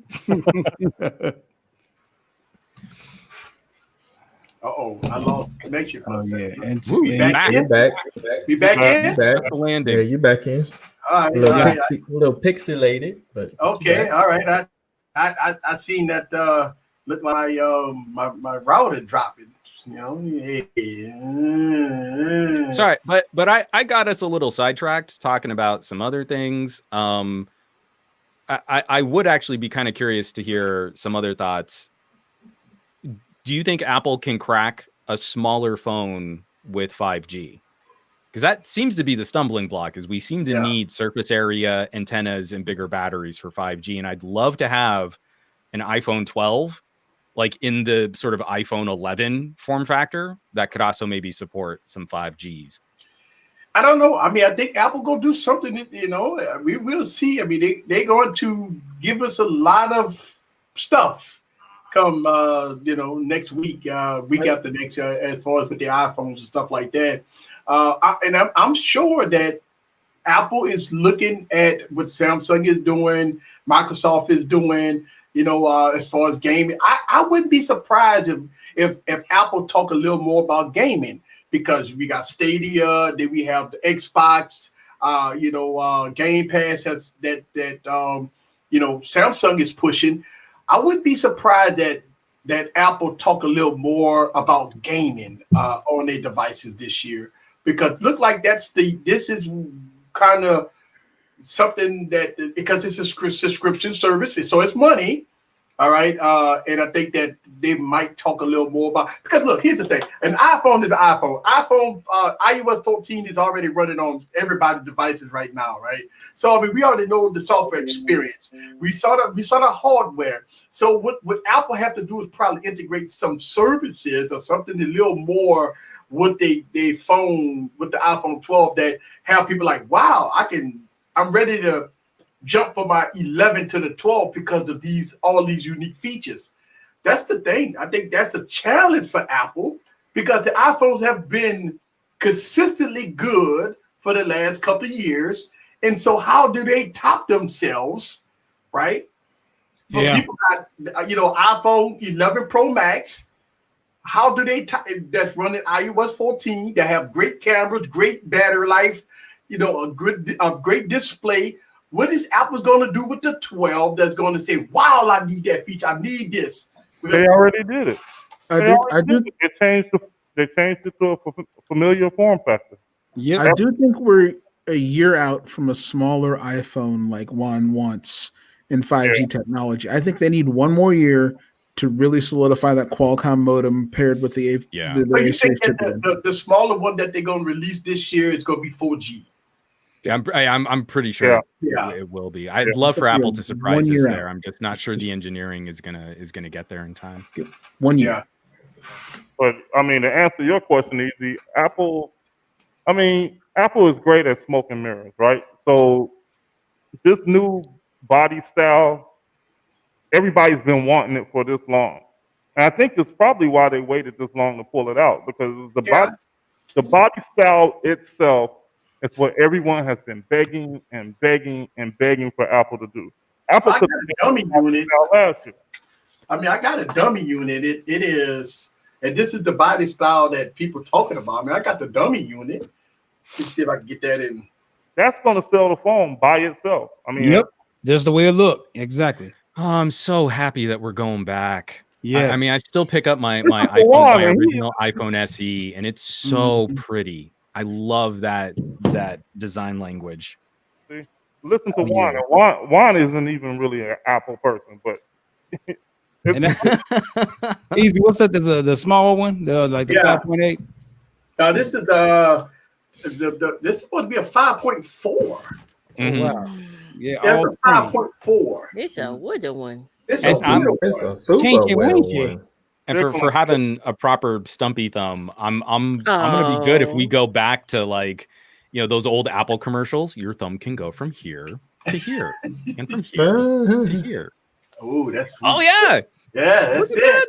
I've got mine right over there. It's one of the few iPhones I actually do keep in the lab. iPhone SE is still, I think, one of the best all-time peak Apple devices ever made. It is the most brilliant Mighty Mouse single thumb on the go communicator. I used while I had the iPhone XS, I used my iPhone SE more, and because it was so much more accessible. That right there, Easy, is the reason why they will sell a boatload of them. Because it's probably going to be cheap too. It's probably going to be very, very cheap. I mean, you got me excited, and I can't stand the iPhone still. And I want the whatever, LB. Whatever, man. You're right, LB got heart eyes right now. Right. I think Apple is in a tricky spot, because the company is also trying to manage this transition to Apple Silicon. Radical changes to Mac OS, and trying to sort of blur the lines between their tablet strategy. I actually kind of feel like the iPhone is going to get a redesign, but it's actually going to be kind of an off year for the excitement. The iPhone is going to look different. I don't think it's going to do different, because they're focused on making sure that tablet strategy is polished up, move it right into the MacBook strategy, and then hopefully get Mac OS over to ARM and make sure that's all seamless. So you can kind of coast on iPhone for the end of a pandemic year, where those sales might take a little bit of a hit, because they already got all their money on iPhone SE at the beginning of the year. So they're doing a TikTok. So this is a TikTok season. It says, you got the Tik, you got the Tok. This is a Tok for them. So next year, you talk about maybe some major design changes, maybe some major stuff that they're going to do. Shout out to Armadillo Tech. Let's dance. Hey. Thank you for the super chat. We go dance. We go get money. Get money. Get money. Get money. Thank you very much. I think you got your major big deal with Apple when they came out with iOS 14, giving you widgets, and the other half of it is the body. Well, you think about this. iOS 14 is probably the biggest change of iOS, and it's tricky for Apple. You think about it. A lot of people that, man, only us Android folks wanted Apple to become an Android phone. iOS people didn't want this. That's right, brother. That's not true. That is not true. That is not true. The only reason why we're getting app drawers and widgets is because we've been looking at how messy iOS has been for years. Because I know everybody I talk to that got iPhones, they love the way it is. They know how to. They're familiar with the way it is, but the second you point out something like, why are you scrolling or having to search or doing all these other wacky things, and why can't you put an app down at the bottom of the screen where your thumb would naturally land while you're holding this new, taller, skinnier phone? We have been dealing with when iOS first sort of was designed for a one thumb smaller form factor, the idea that you'd have pages of apps on an 8 gigabytes of storage phone was not a thing. And iOS has not evolved to meet the modern lifestyle of having all of these different services. And since I would say iOS 10, they've been trying to address like better folder management, but you still need to plug into another computer to organize alphabetically. You can't put apps and icons where you really want them. They always have to go in the exact same grid. Apple would not have made this change to library and widgets if this weren't a common gripe with the iPhone, and wasn't the main reason why I think people look at things like jailbreaking. You know, Apple's going to try and end run around anything that makes the iOS platform less secure. And it's hilarious that UI is one of those things contributing to that conversation. Well, I don't know. I don't use iOS that much. Oh no, I'm right. We can just it's fine. Not everything needs to be a debate. Easy. It's cool. Okay, so I'm gonna say it like this. I almost like iOS 14, the widgets and the way that the app drawers are set up. I almost like them a little better than Android. Now this sounds like our conversation that we used to have all the time. There we go. I mean, if you're going to rip off anyone, you rip off Windows Phone, and you're going to get a lot of us who liked that UI. They're good ideas. All-time favorite. Really? Mr. Note has spoken. I mean, because I never really the fact that I can have one screen, I can go over to the apps. The apps are already prearranged. I'm good with that. I like it. I mean, it was. Somebody document this. What time is it? I know. The last day of September. Last day of September. I keep it real. I'm just giving you the parts that I do like. There's few. Yeah, because he had me and Kimmy on here looking like we was crazy or something. This is what we heard on the phone. Hey, anything else, LB? Right. You just knew. I know you don't like the AirPods, but are you willing to try some Power Beat Pros? God awful. That is the worst purchase that I've ever made. Electronic purchase that the AirPod Pro. I told him he needs to try the Power Beat Pros. I love mine. The AirPod Pros. I would take Power Beats. The AirPod Pros is probably, if I ever regret a tech purchase, that was it. That goes down in history as my work. I can't keep one of them in my ear. In my opinion, they sound. It don't last long enough for me. Yeah, the batteries run out. Stamina, huh? They sound like crap overall, and maybe it's because I've heard better quality sound. They sound like crap. Now the only plus point I can give them is that little, what do you call it? The new spatializer or whatever the sound stuff. Yeah.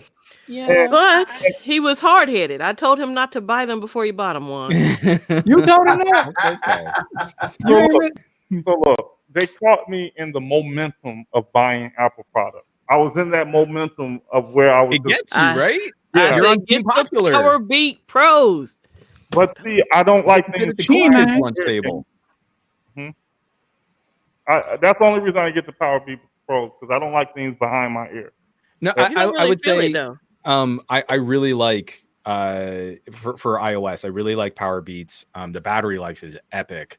But then also I'm hoping we'll see a few more options for iOS users using W1, because Apple is kind of breaking audio on their products to make you buy these accessories. Oh, here we go. Thank you. Man, listen, Eric, that ain't gonna work good with iPhone. I'm gonna let you know. Thank you. Are we doing a She headphone said, showdown now? "Man, Do I have to start reaching? Wow, repeat what you just said. Go ahead and tell him, LB. Tell him, LB. Boy, you almost got a flag. Tell him how you feel. This is just a True Wireless, and I'm not the biggest fan of True Wireless. Hold on. Yeah, but LB has a statement that he has about Apple and wireless products. Now, Easy, could you please show those again? Those look something like the pills I gave to John. Wow, Mays a this couple just years ago. got awkward.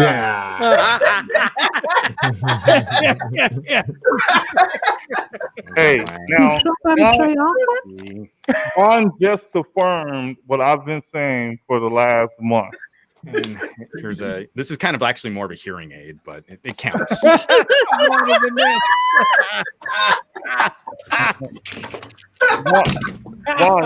that's just what's on my desk. I've got another drawer. Oh Lord, Herbert. Go ahead, Herbert. When did I say awkward? I heard awkward. I personally enjoy awkward. I deserve that. I resemble that. It's okay, Juan. I like it. You're a good guy. I mean, you're not like that weirdo use for computer solutions, but I like you. That's really well done as a former voiceover casting director. I'm very impressed with that. That's really good. I'm the best. Whistle and everything. That's beautiful. I love it.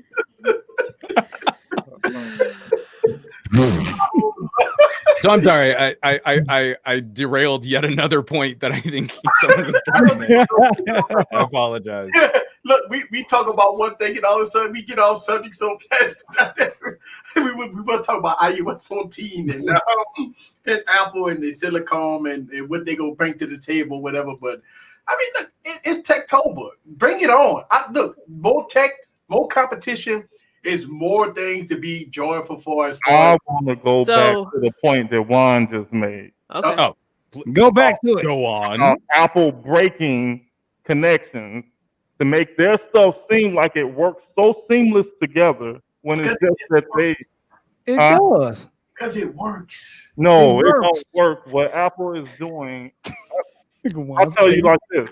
When the iPad Pro came out, right? And then all of a sudden, iOS 14 has support. There'll be some of that. Has mouse support. damn. Everybody reviewed mouse support, right? And they were saying, it's okay. It's a little glitchy. And I'm like, oh, wait until the Magic Keyboard comes out and watch how seamless it works. Mm-hmm. And I've noticed the same thing with these doggone my Magic Keyboard. How dare you talk about my Magic Keyboard? To LB's point, and I feel like that's fair, is Apple works seamlessly until it doesn't. I mean, we still have different models of pencil because of the way that they've implemented some of those. That's right, brother. The concern I would have is Apple feels like you need to flip your AirPods sooner so that they can make more money, and now we're going to go from a W1 chip to a W2 chip. And you need to get new hardware for that. Right. No, Apple Pencil's great, except old tablets can't use new Pencil and new It's silly. I mean, say what you will about Wacom having kind of a no. Now we really. Good everybody. We can't hear you. Hello, turn up because I can't hear you. I said good evening, everybody. How's everybody doing this evening? All right, Bill, what's going on? I just came in because I've heard a lot of things this evening, And first and foremost, I want to say, Eric, you have a problem. You need to seek help. Mr. Juan Bagnell, it's good to see you on the show. I hope we have you on more often. And I just wanted to come on and say I've been enjoying the night stream. Me and Hillary have been over here watching, and it's been a really good stream. I've been really enjoying it. And I just wanted to say God bless you all, and God bless the United States of America. Well, I appreciate that. I mean, again, from having worked in voiceover, I feel so like ill prepared. Like I can kind of pull off a Christian Slater. That's not a thing. Man, they go in like you catch me on a good day, Juan. I just go nuts. I want to give a shout out to. We got Forrest Gump in here too, so yeah. Gigi, I want you to know I got your money. I got your money, Gigi. I just want you to know that before I go. I got your money. Okay. I won't tell anybody what you owe me for. Thank you. I think that's a good thing because I think if Hillary found out, it'd be a problem. Yeah, I was gonna say that's proper dangerous for. Cat one before the $10 holler. Thank you very much for the $10 holler. Also call $10.01. Woo! Thank you. Every penny counts. Thank you for that $10.01. I appreciate it. Call. Appreciate it. Before I go, I just want to say, Mr. Burton, did you ever get your Colombian drug lord package? I'm wearing it. It's on his face. It's on my face. Oh, okay. Is that the cover for what you really got? Yeah. Hey, look, I did not know. I ordered these things and forgot that I ordered them. And when I got a notification from FedEx coming from Colombia, I'm like, what in the world? We were like, we finally know what he's putting in the popcorn. It's popcorn. How is it that good? Popcorn. You don't. No way it's that good. You don't expect the package coming from Colombia because you don't think of anything being manufactured. There's no way it's that good. I just want you to know, LB. I was president during the crackdown on drugs, and I know it gets Trump when I see one. But now that I'm not in office anymore, we need to talk and do business.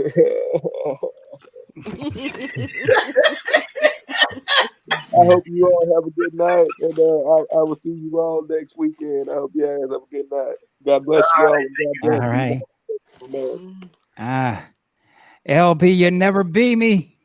I'm over Redenbacher, bitch.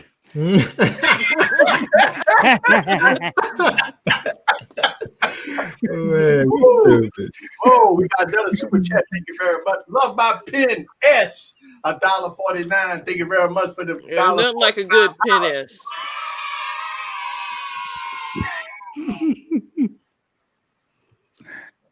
I might take my man, get around and like pen ass man. They gonna come around here with that damn pen ass man. Keep it. Y'all lucky I can't do voices. He's popping back. I'll just be doing voice. I keep saying voices. All right. Wow, another super chat. Thank you very much for the $10 holler. I'm telling you, on it's a great skill to have to call people. Yeah, Mike, silly. I call people all the time doing the Mort Goldman voice just to mess with them. I got easy a couple times with that one. Yo, God, hello. Yeah. Oh, Jesus.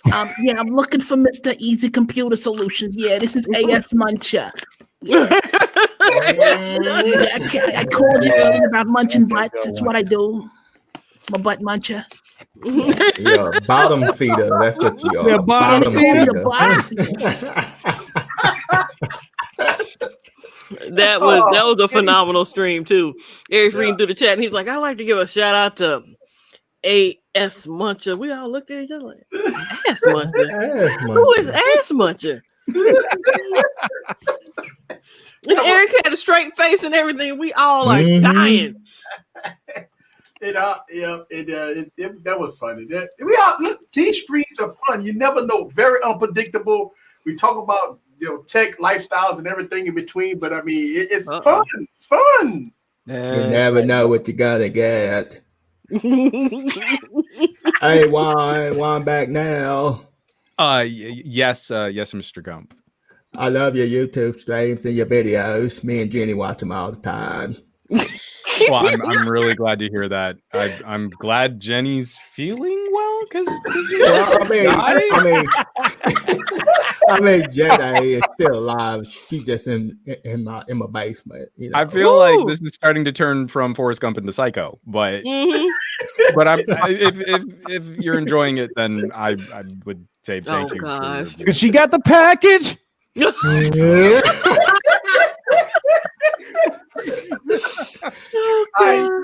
a shout out. Wow. Our friendly troll is here today.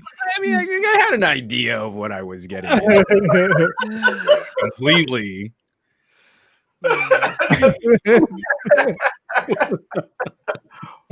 Man, look, we have so much fun. Everybody wait for Wednesday. This is, we always have an exciting night, when we talk about, tech. We make tech fun. I mean, think about it. We could be up in Siri. We could talk about specs all day. 865 processor, 12 gigs of RAM, 128 gigs of storage. Yeah. We already know the specs. That's right, brother. We know about everything. The purpose of purpose of why Wednesday, relax yourself. It's a bit of the week. If you got to go to work, or if you don't have to go to work, or you furloughed, or don't know what you're gonna do tomorrow, because tomorrow the 1st, you got to pay the man tomorrow. So I mean, sometimes you got to sit back and relax and get your popcorn ready, because tomorrow, man, the rent man gonna be knocking on the door, say, hey, yo, rent due, motherfucker. So I mean, this stream is designed to get you relaxed and your mind blown for two hours. You know what I'm saying? Right. Prepare to have your mind completely broken. And back to reality. And so oh wow. So I mean, I look at it like this. And so Oneplus. You got the Oneplus 8T coming. They say they're not doing the Pro. Oneplus go put all the eggs in one basket. That's no Pro this year. They made a mistake last year. They came out with this year, right? They came out with 2 devices. They came out with the 8, and then the 8 Pro. So they're not going to do the 8T and the 8T Pro. So is that a good move or a bad move? Are they going to just give you everything in one device? Charge you $1,000 and be done with it? Oh no, I mean, like, the whole thing with the 8T is that it's hopefully going to be cheaper. I think they're putting out too many phones, and it feels like an Oppo move, not a OnePlus move, as they've kind of like merged these corporate entities back under that umbrella. I'd like to see them focus back down. I don't think we need to have 4 OnePluses that all kind of cover the same territory when we also that didn't make no sense. That didn't make no sense. But it's rough, and then it gets weird with regions, because some regions got a OnePlus 7T, but they didn't get the OnePlus 7, and some got the 7T Pro, but they didn't get the 7 Pro. And I kind of feel like a lot of companies, even Samsung, we can say, like, I'm stoked to see the FE, but they make too many phones. Too many phones. And it'd be nice to kind of have them kind of focus on these specific demographics better. SKUs. That's a lot of, and we in business, we look at all these SKU numbers. That's very difficult as far as inventory, because now you got the FE with 6 different colors. That's a lot of SKU. That's a lot of SKUs for companies to taking it to the OnePlus here in the United States. You need to have the unlocked version. You have to have a T-Mobile version. You have to have the UW version, which has different buttons, so you can't use the exact same accessories. And that's for the OnePlus 8. Then you have different storage sizes and different colors, and that's before you get to the OnePlus 8 Pro. I mean, like, I feel like if we want to point to why a OnePlus is so much more expensive in the United States than it is in India, number one, it's like you've got to make so many more phones. If you focus that lineup down and you make a more streamlined package, I think it's better for everybody. It's better for the company, and it's better for consumers. So did OnePlus kind of made mistakes and say, you know what, we booming right now. Let's go on and this explore our horizon and come out with this high price device? Because the 8 didn't do that well, right? I mean, the 8 Pro they went back to the drawing board, and here come the Nord, right? Because people was upset over the price. Yeah, but the Nord wasn't a reply to the beginning of the year. Was a reply? No, the Nord. I mean, you can't just make a phone in 3 months. I agree. Right. Yeah. So that's why I also feel like this is a parts bin maneuver that's similar to Oppo. Is they've got Oppo's parts bin, they've got the BBK umbrella, they can put phones together pretty aggressively, but Nord was in the pipeline. And Nord was in the pipeline because A51 outsells Galaxy S20 and iPhone XR outsold iPhone 11 Pro. You know, that they had to have been working on that to get it licensed and to get it through the FCC. I mean, not the FCC, but the whatever regulator that region might use, like the FCC, government approvals, like all that stuff has to be worked out so far in advance that it's not as simple as saying OnePlus 8 Pro didn't sell very well. Let's make cheap phone. Here you go. I mean, it's just not how this stuff gets done. It's just, I feel like the 8 Pro is really just the victim of some of the absolute worst timing. You never expect $1,000 phone to be your top seller. Again, you go into the Nissan dealership and you drive off with a sedan, you lust after the GTR. It's just, I think it got hit with a double whammy at the beginnings of a global pandemic, which caused a global recession. You know, it's just the worst timing for that. Otherwise, it's a baller phone. I mean, it's a monster performer and really did offer an interesting price performance comparison against a Galaxy S20. Right. So, I mean, you think that OnePlus is working on the foldable phone, though? Everyone is. I mean, like, I had that interview with the guys at TCL, and really, the folding screen tech isn't the hard part. It's everyone's trying to come up with what is the frame that you put the guts of a phone that can kind of change shape. Like LG is going to make theirs more of a scrollable as opposed to a foldable. Samsung's got the lock on these hinges that only work in one direction. I have to believe that Oppo is working on something. And especially after we saw Huawei execute the Mate X. Everyone is working on something. Even Apple is probably 2 years out from their own foldable at this point. So it's a foregone conclusion. It's just, I'll be curious to see what it is that they might try to introduce. I actually think like scrolling might be a better play than folding. So since we're talking about Apple, if their foldable phone is 2 years out, is that too late? Taking it that you got LG, you got Samsung will be on their full iteration. You don't think? No, Apple's always late. There's no such thing as too late for Apple because, like, everyone who's looking at a Galaxy Fold is like, "Hey, that's kind of neat. Whenever Apple makes it, I'll buy theirs." You know, it's always the way. What we need to get to is a point where Apple is disrupting their laptop sales and they're making that Mac OS ARM transition. And then they'll have a reason to come in and say, like, hey, our phones have kind of plateaued at the premium, or sales are probably on the decline for the Pro series. Now let's do something that gives us a step in between. What's going to be tricky for Apple is whether or not they go with iOS or iPad OS. Because especially using the Duo, I want it to be a tablet. And I think, you know, again, the optimizations on the Fold, what makes the Fold interesting is how it works like a tablet. And iOS ain't it. iOS is not it. So you're going to have to make iPad OS a phone OS to make a foldable. And that's tricky territory for Apple, where they want you to have a phone and a tablet and a Mac. I mean, they want you to have the ecosystem. And a product like that could potentially mean you buy one less Apple product than you would have before. I want to know, how dare you say that Apple is always late? Always the party doesn't start until they get there. No, we can say late. I don't like your tone, LB. Someone mute this man.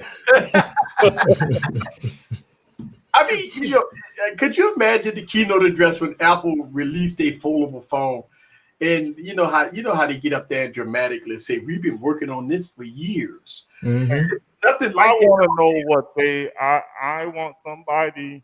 I would probably give $100 to the person that can think of the creative name that they call their screen technology.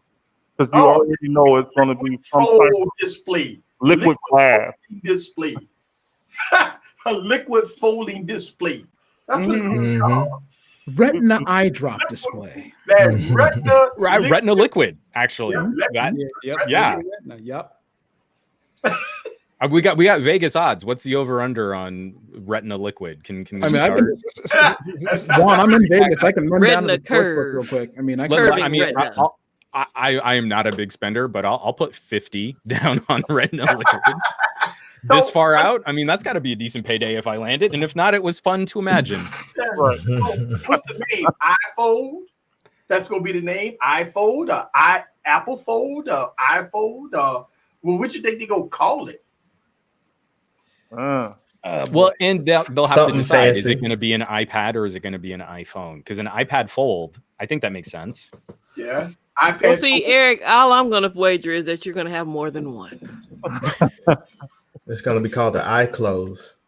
And this is it. Eye close. 12.7, and I had to get to 12.9. I mean, did Lenovo just unveil their foldable computer? Right? Didn't Lenovo I saw a couple of videos that Lenovo got their foldable computer. Yeah, Lenovo was. I was doing. I forget what they called it. They had their own like developer conference years back, and I used to cover it. And they were showing off like early clunky hinges for folding and bending OLEDs, and we saw, like what was it, the Galaxy Round and the LG Flex, and we've been working with pliable OLEDs for a while.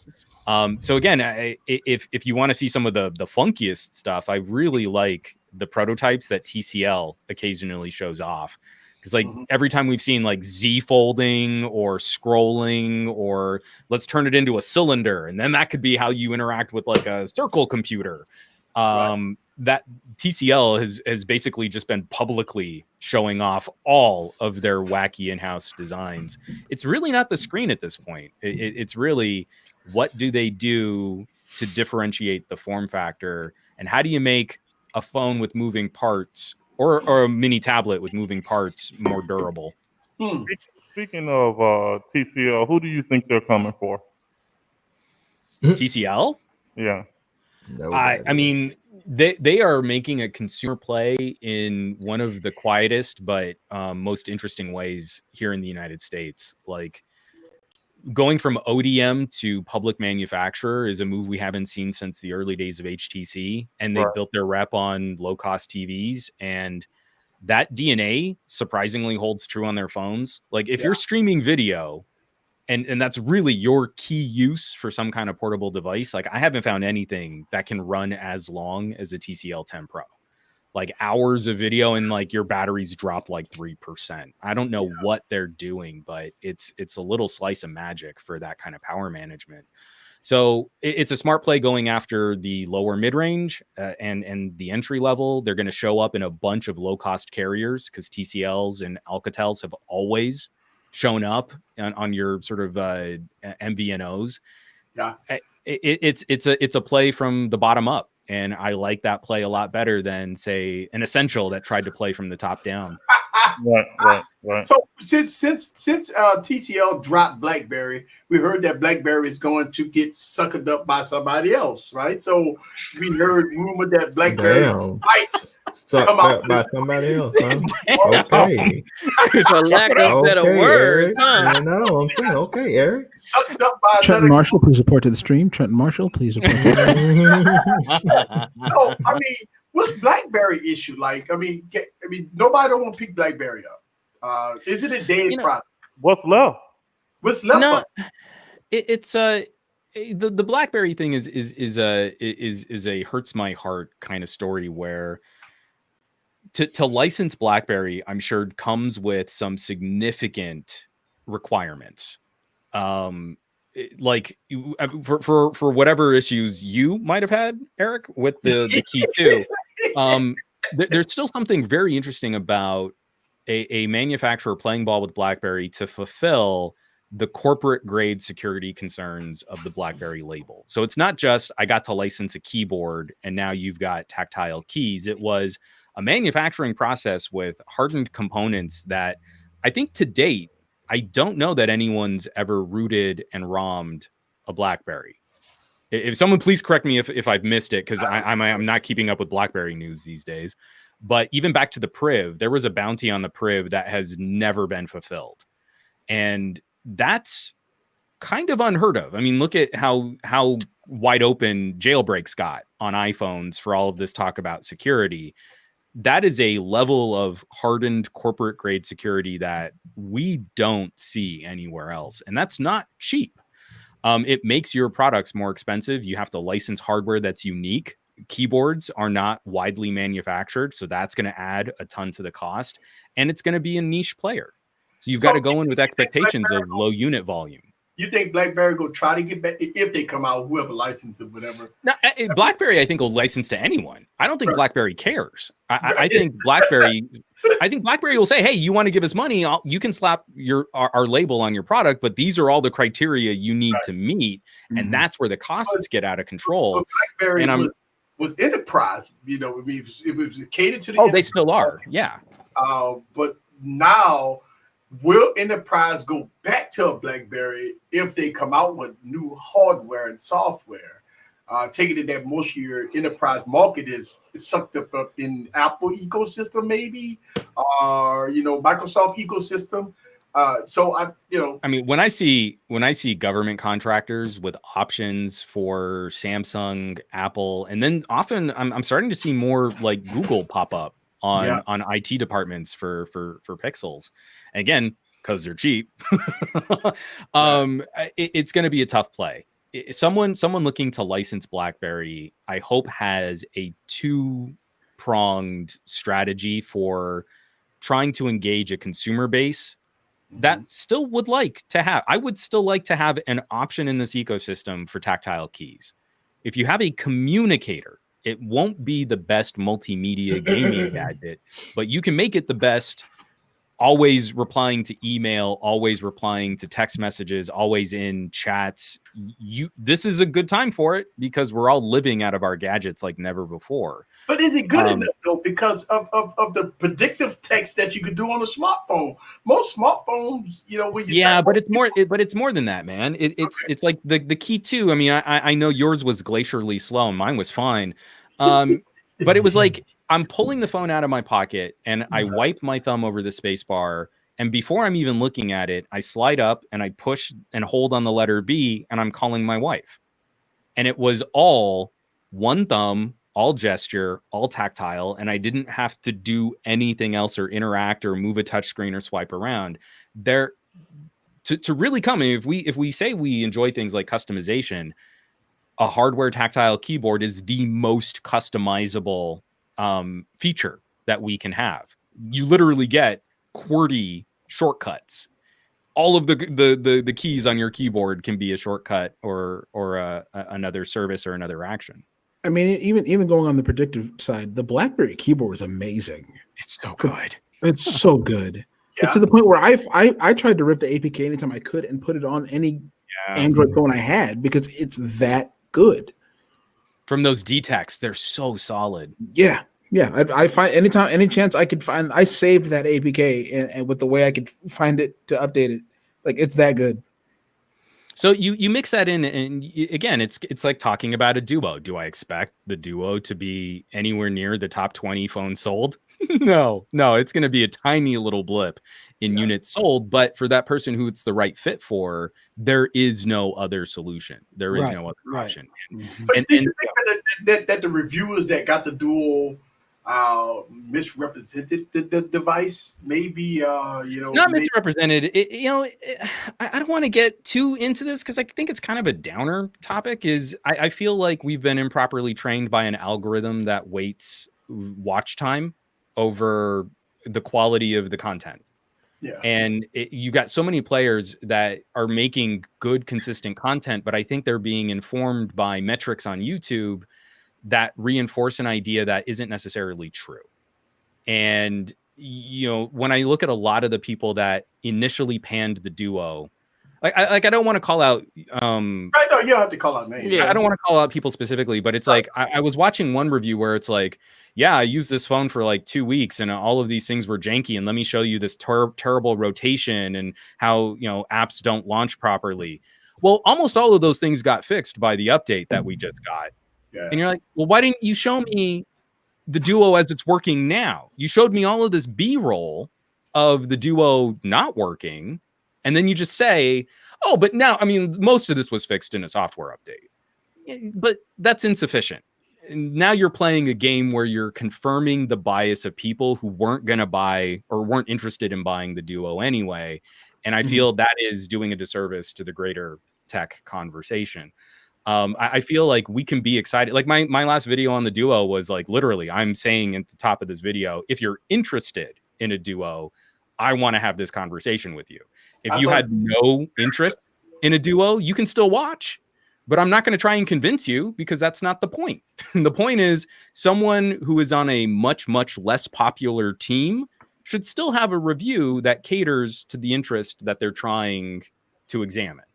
And we can be just as excited for a much smaller community about an LG, a Sony, a Motorola, a Duo, a Oneplus, all of these, a Pixel, like the whole stream, why we got this started.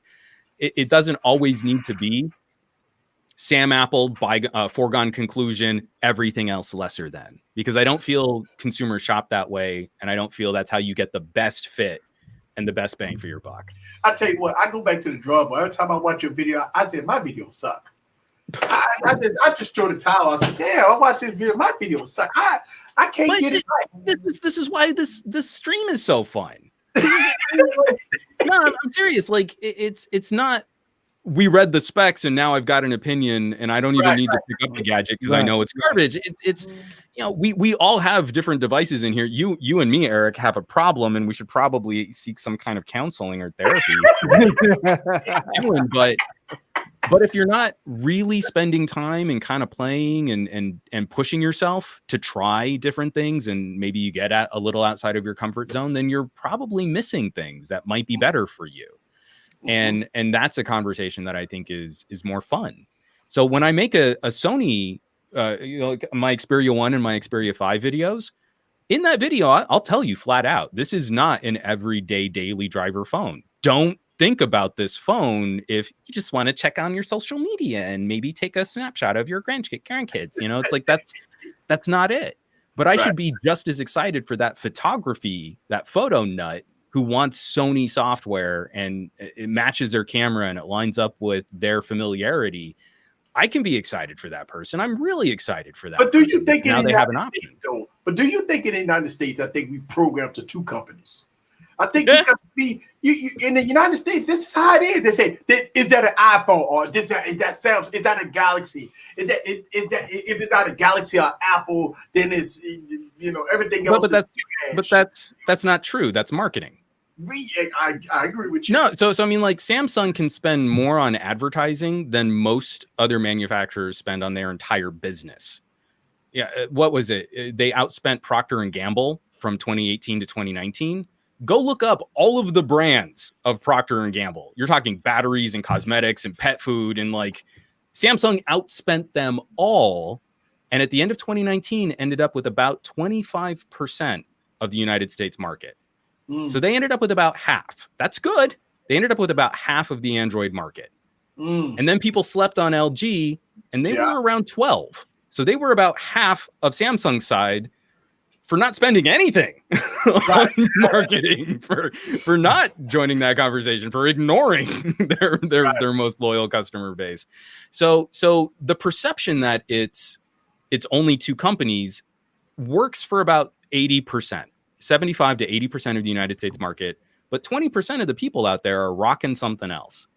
And there's a reason why Samsung is shotgun blasting all of these different models and all of these different hardware combinations. And they come out with 6 phones with every single launch. I asked this last week, Juan. I said, does anybody think Samsung's putting out too many phones? Yeah.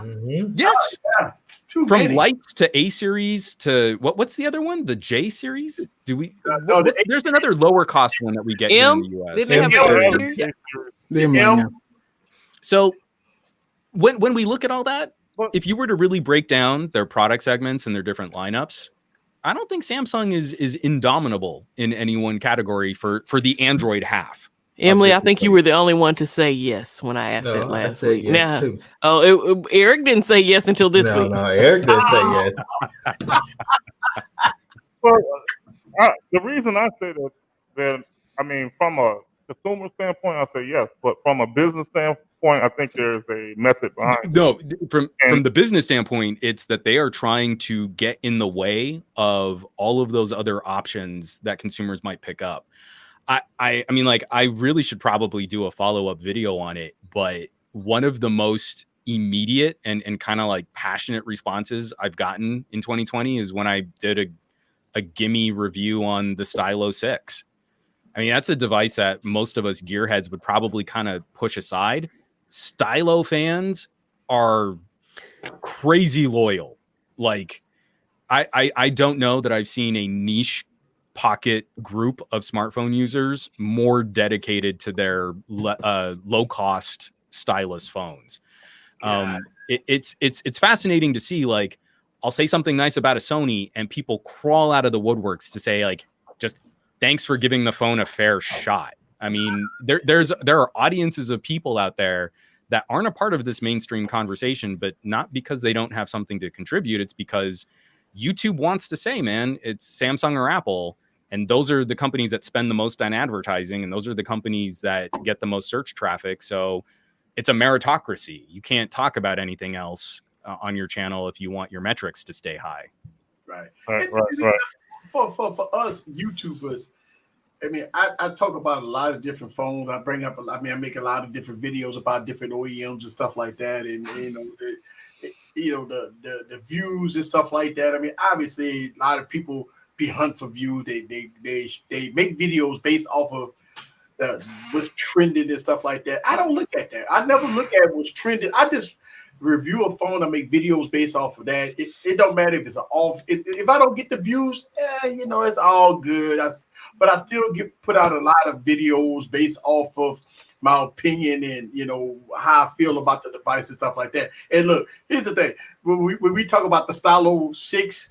And I've made critical videos about. I'm gonna tell you, man. You spent too much on it.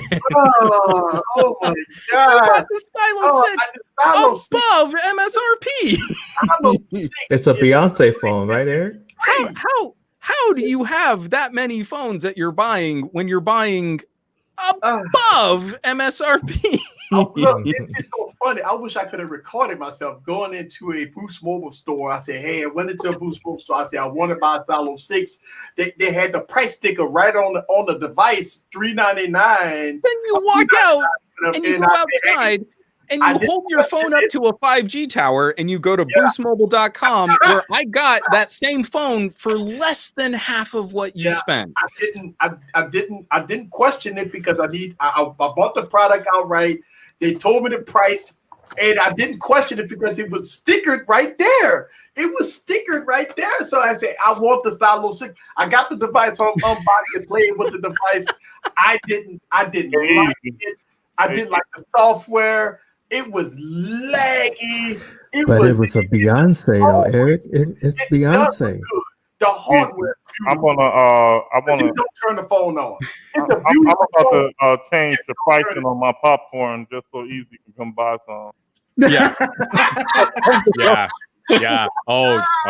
Large $300. We just landed a critical business success there. That's I said it in my video. The phone is beautiful. Just don't turn it on. No, I see, but it's comparable. It's comparable because when I got the phone, it was shipped to my door for $150 after taxes. At $150, where it's playing 4K Blu-ray rips, it's got that little pen. You've got some cute little features like GIF creation and being able to doodle sketch and stuff like that. To do that, though? I mean, with the software being no. It's not. Who needs to do that or what average consumer? These are Stylo fans. Stylo fans do that, and they do that on the regular. So we're not talking about if I've got a phone without a stylus, sell me on using a stylus. No. That's not the gig. Stylo fans are all about that Stylo 6. But you have to be more patient with a phone that doesn't perform as snappily as a more powerful device. But you buy that phone at $150. At $150, there isn't anything that can compete with that massive screen, that huge battery. Having a respectable camera, it's not, again, it's not going to blow your mind, but if you give it a little patience, you get good photos out of that. LG's image processing is pretty respectable. And so that's the comparison point. I feel for you because I feel like you had an experience at paying way more than you should have for what that phone is really all about. Eric, before you wrap up, we just want to know how many phones are you buying in the month of October? Ooh. I want to see in the chat how many. So he's going to say something, and I think it's not going to be accurate. I don't think so. I mean, I'm thinking 4 phones maybe this month. That means 6. You got 3 iPhones alone, Eric. Yeah, so 3 at least 2. Probably start off with 2 iPhones. I can count 5 right now. 3 iPhones and the 2 Pixels. The 2 Pixels. And a Duo. And the FE. And the FE. So I got wait, 7? That's before. You want to say 7? That's before October. I'm gonna say 8. October is tomorrow, nigga. October. Before October. How many hours you got left, Eric? It's in October. So he's gonna slingshot a bird of prey around the sun and go save some whales. Hey, Tanner, I need your help, man. Don't be bringing Tanner. Tomorrow. The first is tomorrow, dog. Yes. The first is tomorrow. I feel like Tanner looked up just to give you this. All right. But my rule of thumb is that after October, I don't buy no phones after October because it gets ready for the first of the year. Famous last words. I just told you the Pro iPhone is delayed. Who in the chat feels like that was also a lie? The lie detector determined that was a motherfucking lie. Hey. And the wife is in the chat. Looked at the lie detector and it's discovered that you've actually been not factual with your answer. Eric, I'm gonna need you to tell me the truth. How many are you gonna buy? I say 3. I say 5. Actually, I'm gonna tell you that's a lie. Okay, so Eric's saying 5. We can automatically add what 30% onto whatever he estimates. No, iPhones because I got to get the Oracle. Oracle got to get an iPhone. No, you saying they can see in the chat now, right? Okay. You know how the devil. I'm trying to be sure. Huh? Now I want to know because you're kind of a hoarder like I am. Yeah. Will any of your current collection be flipped while you're looking at picking up? No, he ain't giving up nothing. He don't sell nothing. Nothing. I don't even give. I'm trying to give you an out before he sells the phone. Trying to open a door. No, why? You and me together, buddy. I'll get rid of one phone in October if you get rid of one phone in October. Everything that I have is prime. You have to put him on suicide watch if you want him to get rid of the phone. Right. Oh, you and I me, just buddy. told you he would not loan his sister a phone. He was serious too. I remember that stream. She was on a stream with a mucked up phone. I need a phone, rep. It looks like you hit me the Best Buy. Okay, back And to what's the she channel. using now, Eric? What did she go I gave get? a phone. What'd you give? You gave her that Stylo. That's what he gave her.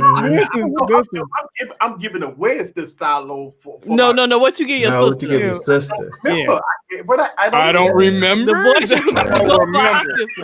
gave her that blue studio phone. No, I never He gave her like Obama trained phone. at Quantico or I was never Jitterbug. part of the CIA or anything like this. But when someone says, "What phone did you give her?" and you go, "Oh, I don't remember," I kind of feel like that's a tell and that you shouldn't play poker. Right. The other way Eric lies is his Eric, are you voice goes bluffing? up. Do you not really have a full house? Oh, I can't remember what my cards are. I haven't looked in a while. Wow. I mean, I got 5 devices on my radar for October. The iPhones, of course. The FE. I'm sticking with 8, y'all. What about y'all? I think 7. I'm good with 7. I go with Baker's dozen. The Pixel 5. I'm the Pixel 5. Let me clarify. I'm good with 7 if we also acknowledge he'll probably be buying 2 to 4 phones through November and December. I don't know. I don't. Oh, he getting a phone after October. We not. Yeah, you ain't I'll say he'll be able to hold back from 8 in October. Well, see, the only reason I say 8 because he said he has to buy 3 iPhones, and they're not just for him. So he has to buy the 3. The 3 are a given. But again, I feel like we could probably skate around a Pixel if he then picks up another the Duo is coming. The problem is he's going to be in a random stream in the middle of November, and he's going to be talking about, I got all the phones. He's going to hold up a Duo out of nowhere. We're going to be like, oh, he tells on himself. Don't let that man fool you. He tells on himself. He'll hold up phones. He thinks he's being funny. Eric. Oh, yeah. Eric. But perhaps I've said too much. Hey, Scoop. That's when he bought it from someone else, and he goes, But I couldn't help. I got a deal. Yeah, exactly. Yo, so I told myself I wasn't spending more than $800 on that phone, and I got a deal for $825, and I couldn't say no. See, that's accurate because extra note laying around so I can get another custom phone. But that's accurate though, because he took a phone that was selling on Boost Mobile for under $200 and he spent like $400 on it. So again, I feel like that's accurate. It's an $800 phone that he spent $850 on. It seems like that might be. I mean, I done blew my budget out the water. I'm staying with the 8 tech loving mama. Yes, he might get another phone. I'm saying 7 in October with multiple purchases in November and December. That's my gig. I'm gonna stay with 8 with another purchase after October, at least one. In December. And even 10. Oh, there are going to be sales in December that he will jump blow your mind over. Man, if you don't get the Duo before December, you will have it in December. Cyber Saturday. He getting it on Black Friday. He getting it Black Friday. Black Friday, he gonna have it. Well, with all that said, we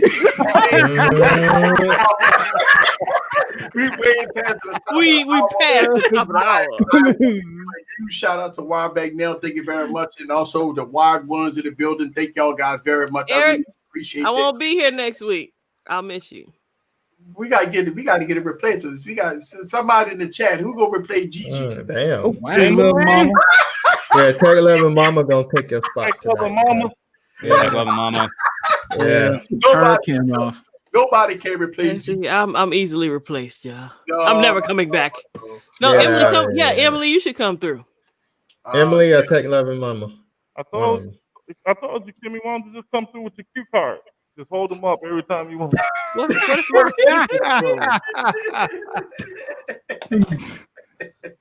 But we are spilling the beans Sunday, Eric. You should come through and tell us how many phones you done bought.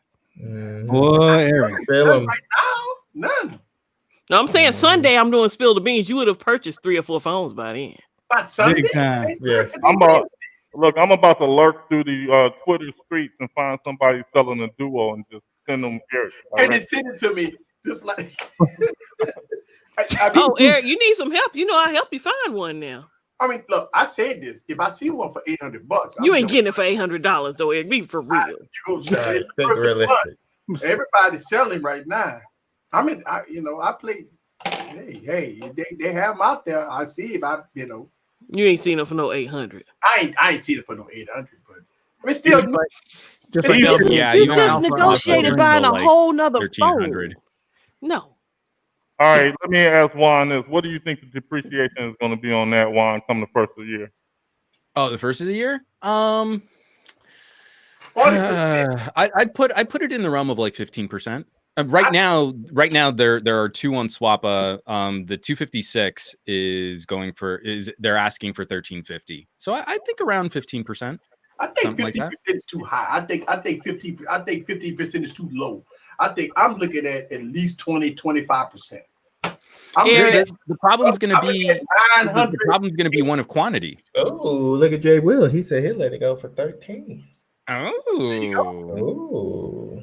No, it's there aren't going to be a lot of them out there. I mean, it's why a Key 2 in red can still go for like $1,200. Yeah, you can't find that one. Yeah. Okay. And I got it right over there. I don't have one. So how many phones are you buying this month, Juan? Yeah, what's the over under on Juan's purchases for October? 8. Look at that, 8. Okay, let's see. Definitely doing a Pixel 5. I'm borrowing a Note. I'm actually not going to buy the Note. I'm just going to spend some time with the Note. Probably gonna spend cash on a OnePlus 8T. I'm trying to think. Like, I really want to cover something Motorola. I haven't spent any time with Motorola this year, and I want to just recap the year. Maybe in November, actually, when things slow down a little, like what a budget Moto might have been. Yeah. So I don't know. I'd say between now and the end of the year, I'm looking at picking up 4 or 5 phones for coverage. Oh, that's kind of reasonable. Eric about to double your numbers, though. I mean, he's an overachiever. He's just, I've got so many more years of accruing this stuff. It's going to be a while before he. There you go. I'm not the only one. And I want to give a huge thanks to Juan for debunking everybody that's in the stream that say that, Easy, you got an addiction and did that. Easy. Juan has how many years in the game? I'm very old. Yes, accurate. I mean, I'm just saying, in this game, Juan's got how many years, and you got how many in the game? Come on now, you're almost catching up with him. I started writing editorials on Windows Mobile and Pocket PC 2002. So if that gives you any indication on how very easy. The very fact that we can even compare. Oh dear, my son was born. Lets you know that you got a problem. And I will admit I have a problem. So there you go. I'm not the only one. Is that gonna be your argument every time, Eric? Juan, you can't come back. I mean, again, you just we can't have an intervention with you here, Juan. And you can just put that up on camera, on screen, and be like, "But this guy, hey." Every time we come at him now, he go, "But Juan." Right. But I gotta catch Juan. Once again, I want to give a huge thanks to everybody that came in and, hey, you got your fulfillment. 2 hours of activity. We've had so much fun. Wow, 2 hours have passed by so fast. I appreciate everybody that come through, and thank everybody. So see y'all guys next week. Every Wednesday. This is how we do it. Later, people.